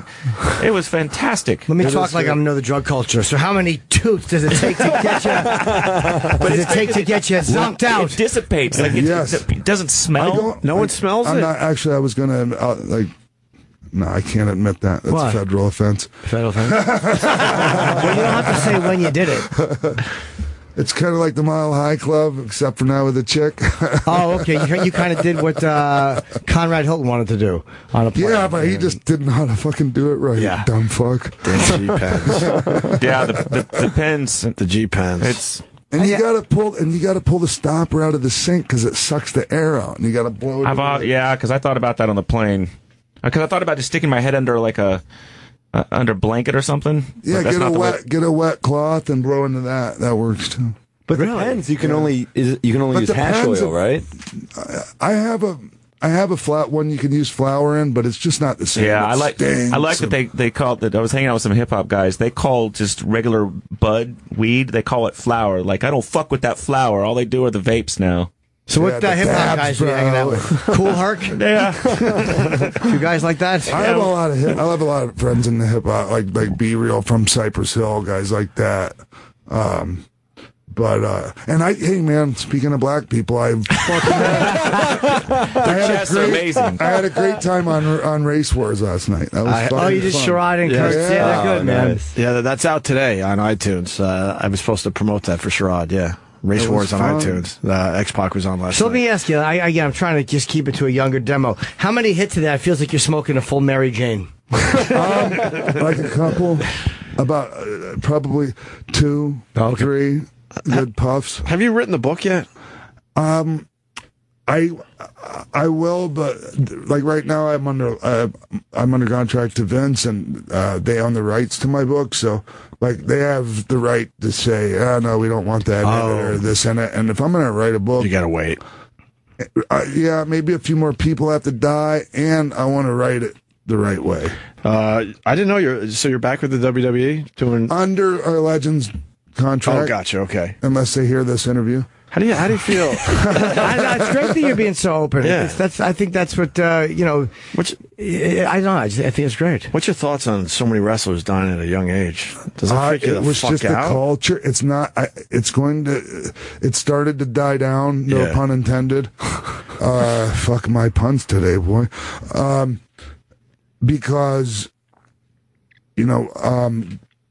they did take a step in, with the wellness policy. They went a little too far with the Nazi approach of marijuana, but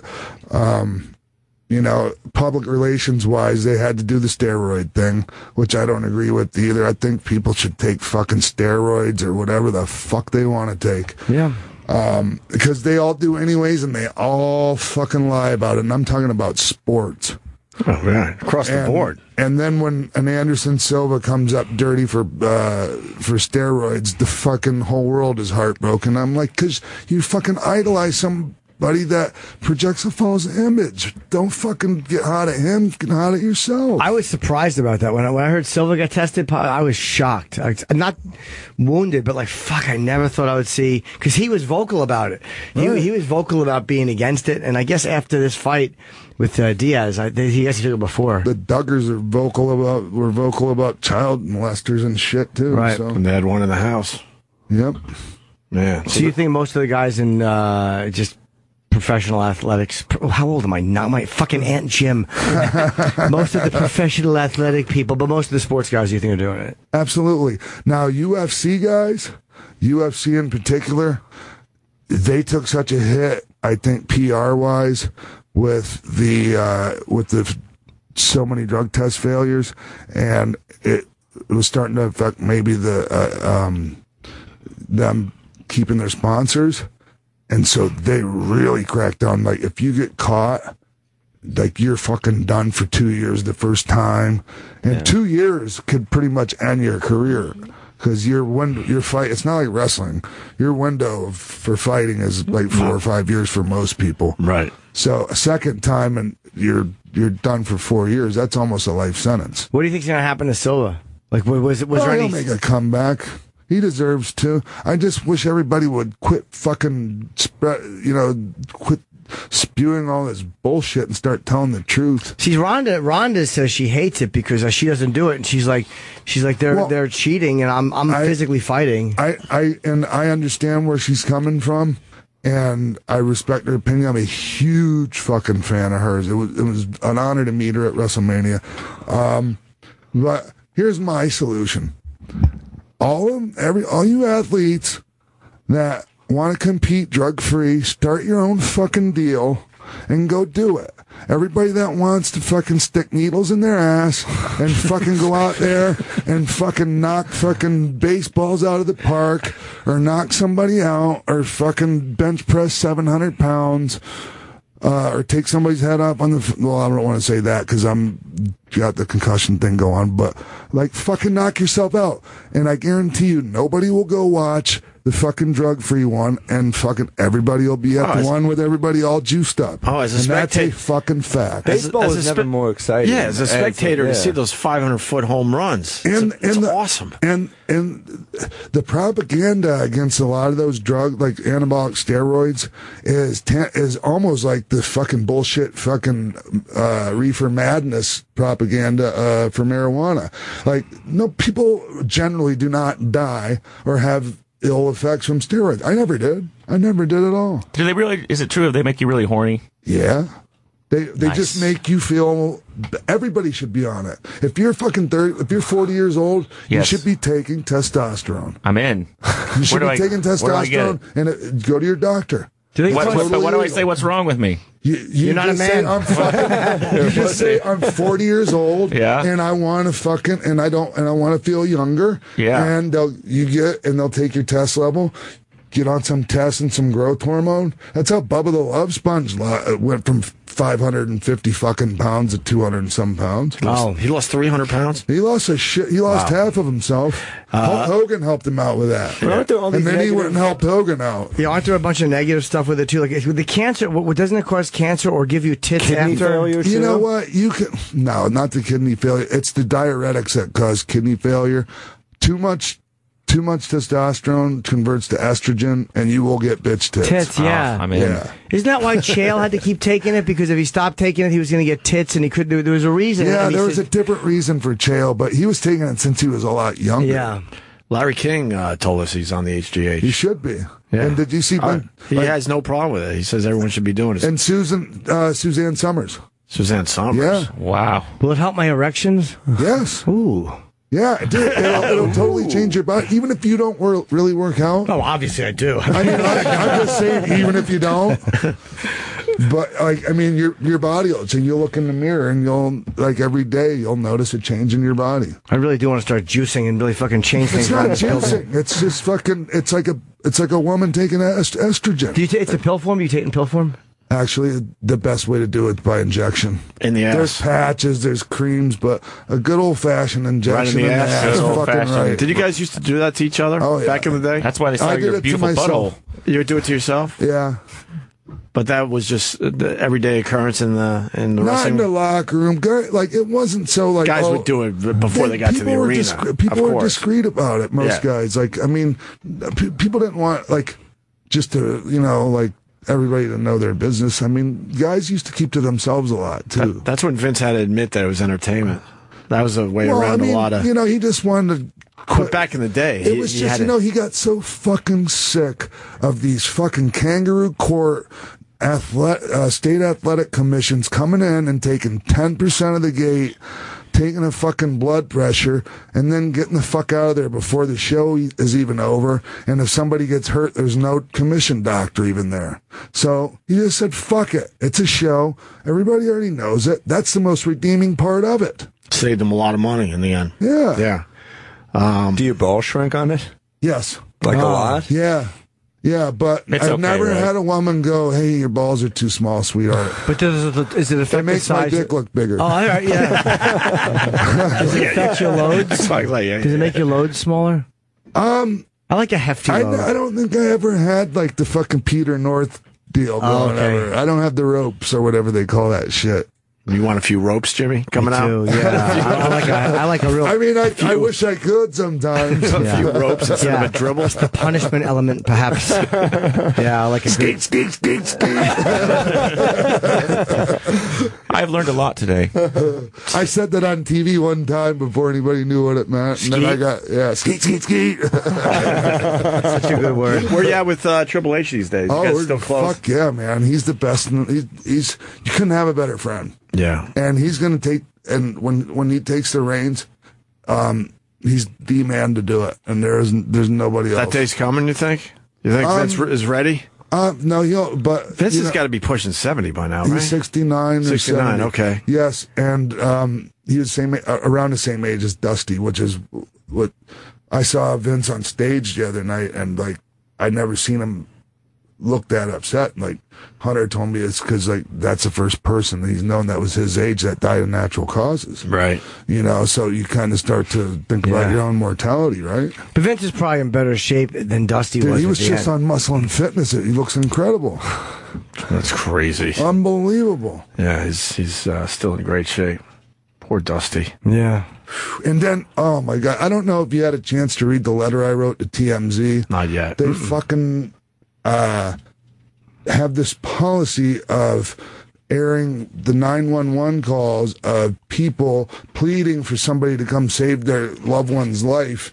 And they think that's fucking newsworthy. And all it is feeding this fucking sick thirst for fucking this voyeurist society that's fucking, you know, that, I mean, that's like to me, it was audio snuff. Right. Do we have that? How long was the letter you wrote? It was pretty short. That's it right there. I defended you to critics and Twitter followers when they say you're not a legit news source. If you weren't, so much of the media wouldn't be citing you as their source for stories. I never mind any story you've reported on me, as I take responsibility for my actions and accept the consequences. That being said, myself and I dare say countless others are completely disgusted with your policy of releasing 911 calls from families desperately pleading for someone to save their loved one. We chose not to air that, by the way. We had that. Audio. The recent release of not that we're good guys, by the way, because I'm not gonna, because I'm gonna hear it on the other end. We've done shitty things here on this show. Trust me. Man, but me too, man. For whatever reason, we chose not to air that one. I think the tape didn't work. I'm not trying to say we're great guys here, but for whatever reason, we chose not to do garbage. it. The recent release of the 911 call from the family of Dusty Rhodes and the release of Ric Flair's 911 call when his son Reed died is shameful and sickening. You could defend it as being newsworthy, but in reality, you're just feeding the sickening thirst for this kind of voyeurism in today's society. The late, great Randy Savage's father, also deceased, Angelo Poffo, who wrestled as the miser, had a saying that went, "Where money lies, honor dies." Is there really that much money made by airing these calls so your followers can hear these people at arguably the worst moments of their lives? Maybe there's enough money in it for you to trade in your honor. I'm usually a fan, but completely disgusted by your lack of discretion. Truly, Sean Waltman. Did they ever get back to you? No. Jesus. And you know what? I usually liked them. You know, I occasionally get pissed. This is one time, but I don't want to completely demonize them. Right. But, I mean, that was fucking bullshit. And a simple apology goes a long way with a lot of people in my industry. Yeah. What do they call it? It's clickbait. Yeah. You know, people are definitely going to click on that shit. Yeah, that is scummy, because you're right, it's not a part of the story. No. Some guy, Dusty Rhodes dies. Let's hear his family grieving. Yeah. Man. What an hour. Jesus, X-Pac. Holy fuck. You're exhausting. How long are you here for? I don't know. Like, I came in last night. I wasn't sure if I was going to do the show today, so... Yeah. Tell us one thing you do to just chill out where you don't have drama. Oh. Have you seen Mad Max? I do. You go see a nice... I do a lot of work with... Pixar film? Or I do a lot of work with a charity called 50 Legs. Okay. The And Rockettes or something? No, we get people that lose their legs. Like, okay, for instance, at the Boston bombing, like the people that lost their legs, that charity provided the prosthetics for a lot of them. They're expensive. Yes, they're figuring out the fake leg now. I mean, it costs a lot of money. And there's ones with computer chips. We even had to do it for vets that have come back from Iraq, which is bullshit. Has to be paid for by the government. Exactly. Absolutely. How's the fucking government not pay for this? Pathetic. And it's my friend Steve Chamberlain. He wrestled with one leg, and you couldn't even tell. He wore long pants. You couldn't even tell he had one leg. No? I saw a guy walking down Columbus Avenue with one of these fake legs. I couldn't figure out how it works so well. It moved exactly like his other leg. Especially the ones above the knee now, which used to be you're really screwed. Right. But so I do that. Like that's it's like they call it service work and like the 12-step program. Like I don't do the 12-step program per se because they don't subscribe to my marijuana use. Right. But I follow the steps in life just by how I lead my life. Like I just try to help seems people. like the right thing to do. Yeah. How do they donate to that charity? Where can they go? At 50 Legs is on Twitter. At 50 Legs, okay. Yeah. How does the fucking government not pay for guys who were injured in Iraq? That's ridiculous. That's why all this fucking fake patriotism is sickening. Like, that's patriotic. Don't wave a bunch of flags and throw a bunch of parades. Pay for guys' legs when they lose them in war. How about start there? How about you do that? Start there. That's a start. And, I've been doing a little bit of other things, like I did the Lucas Brothers Friends of the People show. That was fun. It was weird doing something without a live audience, though, because I'm used to, and you know what I mean by this, that you guys know what I mean, the instant gratification of the people. It's like, right there. Yeah. Yeah. Well, I know what you mean if you say it's weird. It's like doing things in front of a half-empty room. Then I know what you mean. Not a full house. Come on, I saw you at the Improv in Tampa, and that place was packed. All right. And it's hard as fuck to draw a crowd in Tampa. Yeah, Cowhead helps down there. Yeah. He's the king down there. Yes, he is. Well, X-Pac, thank you so much. This was amazing. We got to get you back soon. I was supposed to plug some music festival I was supposed to be at, but I can't fucking find info. Is it on your Twitter maybe or something? I'll send it to you on Twitter. All right, we'll retweet that. Hey, you know what? Are you cool? So I just don't want you mad at us about the China thing, but Absolutely you called not. in the show, and I think you got your point out. I did kind of say, like, at least you gave me an opportunity. Stern didn't, because she said the same thing on Stern. Yeah. But just to be fair, it was like almost the next week before the request came for me to come on the show, and it was fucking yesterday's news by then. So I get it. Yeah. And I'm so grateful that you guys gave me the opportunity to at least fucking defend myself. Wow. We knew, of course, we knew it'd be great radio. But all of a sudden, X-Pac's on the phone. Cool too. That's like, I enjoy making great radio. I love radio. It was amazing. It really was. So I don't know what's going to happen with China. I wish her that, and you know what?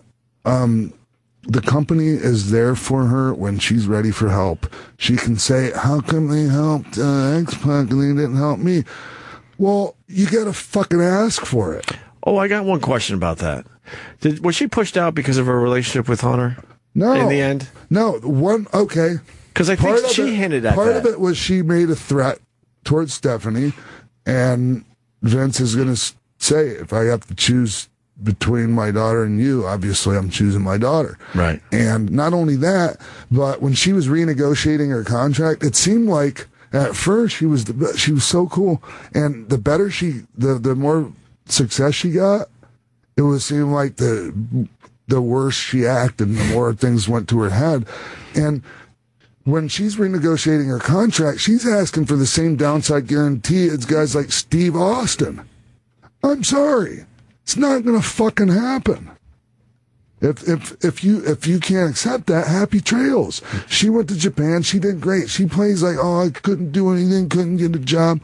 Bullshit. That's fucking bullshit. She had a job in New Japan, and that got all fucked up because we went over there on.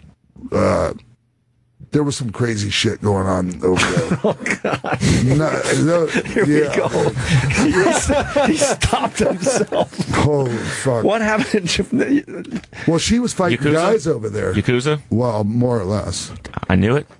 Matter of fact, I thought we were going to end up in the bottom of Tokyo Bay at one point. What? Yeah. For what? It's just like how things did you went piss those so guys off? awry, and she was so whacked out that like, I had to go to the ring with her to like make so she could even go in the ring because she was scared that they were out to get her because they switched her opponent to some MMA guy, and so I was out there, and then this guy Masachono, who really is connected with the mob, but he likes me, thank God. They wanted us to be in the main event of the Tokyo Dome and work against him and this other guy, and he wanted me to like start an angle, an issue with him. And I'm like, you know what? Things are so fucked up. I don't think we're coming back, and it wouldn't be right if I beat you down and then you didn't get your comeuppance. Right. He did it anyways, and I was so fucking strung out, or fucking wound up. I just pounded the fuck out of him. Like, his ears bleeding, and I mean, because I had cowboy boots on, and it was fucking crazy, man. You scared I to go lost back? a lot of faith. Not anymore, but it's been. Seems like a lot of bad things happen in these cowboy boots. Yeah. It's not a good pair of shoes. Sensible shoes. Yeah. Sensible Different pair shoes. of boots, but yeah, plenty of bad shit happened in those too. A lot of those fucking cowboy boots saw a lot of trips to L.A. County Twin Towers. All right. I got 5150 once. What's that? A danger to yourself and others. Oh. Yeah, Van Halen had a pretty good album named after that. All right, the real X-Pac on Twitter. Wow, this was great, Sean. You come back and see us. The dog thing too. I knew I wanted to ask you about something else. The dog festival in China. What the fuck is with that? I know you're all man? about it on Twitter. Ricky Gervais says, we talked about it a little bit here, but it's a new festival in China where they're killing tens of thousands of dogs. It started in 2010, I believe. And not only are they killing dogs, stealing people's they're stealing dogs, people's man. pets. Because what? They can't find enough dogs for the festival? They're burning them alive, skinning them alive. Because they think the meat will taste better if they kill them that way. It's just a lousy country. I'm sorry. It's just a lousy, shitty place. Do you know why they started this? And then somebody, I was like, any fucking culture that thinks it's cool to do that needs to take a long, collective fucking look in the mirror.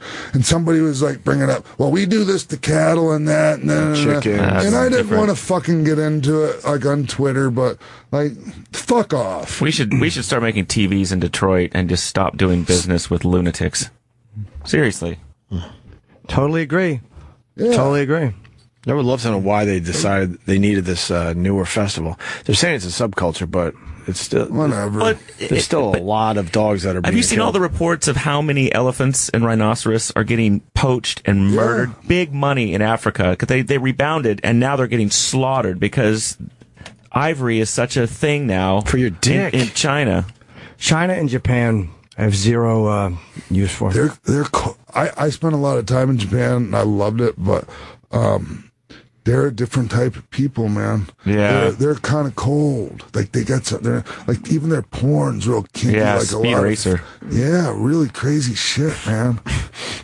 Yeah, I think that's why, like a Jew like me, like I love Asian women because they're so detached. You know, like that overwhelming mother. They are you know? like really like submissive and they take care of you. And They're definitely. you like, know, you ever heard that coldness. fucking like it's sideways. Like the Asian women, their coochie, their vagina sideways. That's not true. No, it's just it's so tight you can't tell which way it goes. Seriously, I love when you see nerds that have sort of an Asian fetish, and they'll get like an Asian girl and bring her to the States or whatever, and then she just turns into that sort of fat, mouthy, Midwestern, overbearing fucking bitch, and they're like, "What happened to the quiet little kimono girl I had?" I've seen it happen a ton. Yeah, elephants and rhinos could be extinct in 20 years. 35,000 elephants. The mail order brides are the worst with that. And 1,000 rhinos are killed each year for the ivory. Yeah. It's bad. When the rhinoceros is, supposedly they need it for their dick. It's like, haven't you heard of the fucking Viagra? Thank you. I was going to say, introduce Cialis already. Well, What how are about you these doing? fucking dumb animals quit showing off their jewelry? How about you quit running around with expensive shit on your face, stupid rhino? Put a fucking hat on that thing. Get covered up. Yeah, put a fedora on it. Dumb rhinos. Look at this expensive thing on my face. Idiots. All right, we're going to end the show. That X-Pac, thanks again. Like I said, the real X-Pac. Amazing. Yeah, Sam Morril, thank you. You're going to be on Kennedy tonight on Fox. Oh, wow. Fox Huge Business, Kennedy fan. Yeah, she's. Are you? Oh, hell yeah. She's entertaining. Yes. Yeah, she presents it very well, the politics. Yeah, she's fun. She's fun, too. Lazlow's going to be doing a special show. He had a buddy die, a really close friend of his. A great guy, too, Big Wayne. My radio co-host. He's doing a tribute show this Saturday on this 7 channel. o'clock. At 7 o'clock. 7 o'clock Eastern. You can follow me at Radio Lazlow on Instagram. Very cool. I look forward to hearing the show this weekend. And Jimmy's got dates all over the place. Bunch of dates. Hitting the road again. Yeah, Atlantic City coming up. Fucking Going to the Borgata again? July 10, 11, Nice. yeah. And, just Pittsburgh next week. Just a bunch of stuff, so. Caroline's coming up, I saw. Yeah, Caroline's. I got fucking North Carolina coming up. So many. Where's Charlotte? I got Charlotte. Just a bunch of nonsense. Just go to my site. People always ask me, come to my town. I'm coming. Buy tickets. Fucking buy tickets. Right. Made me wait. I'm doing a little more radio today. Pete Dominic has been trying to get me on a show for a long fucking time. I'm finally doing it today in about 15 minutes. What channel is he on? I don't even know. POTUS. Huh? Insight channel. I don't know the number. All right, Insight channel. I'll be over there in about 15 minutes. Hey, X-Pac, you got to take this note back. I don't want to be responsible for that. Put that in your back pocket. But that was a buzzkill. All my inhibitions about steroids. Leave it to me. Done. You know how to perform, sir. All right, we'll see you guys tomorrow. Thanks for listening. Thank you, guys.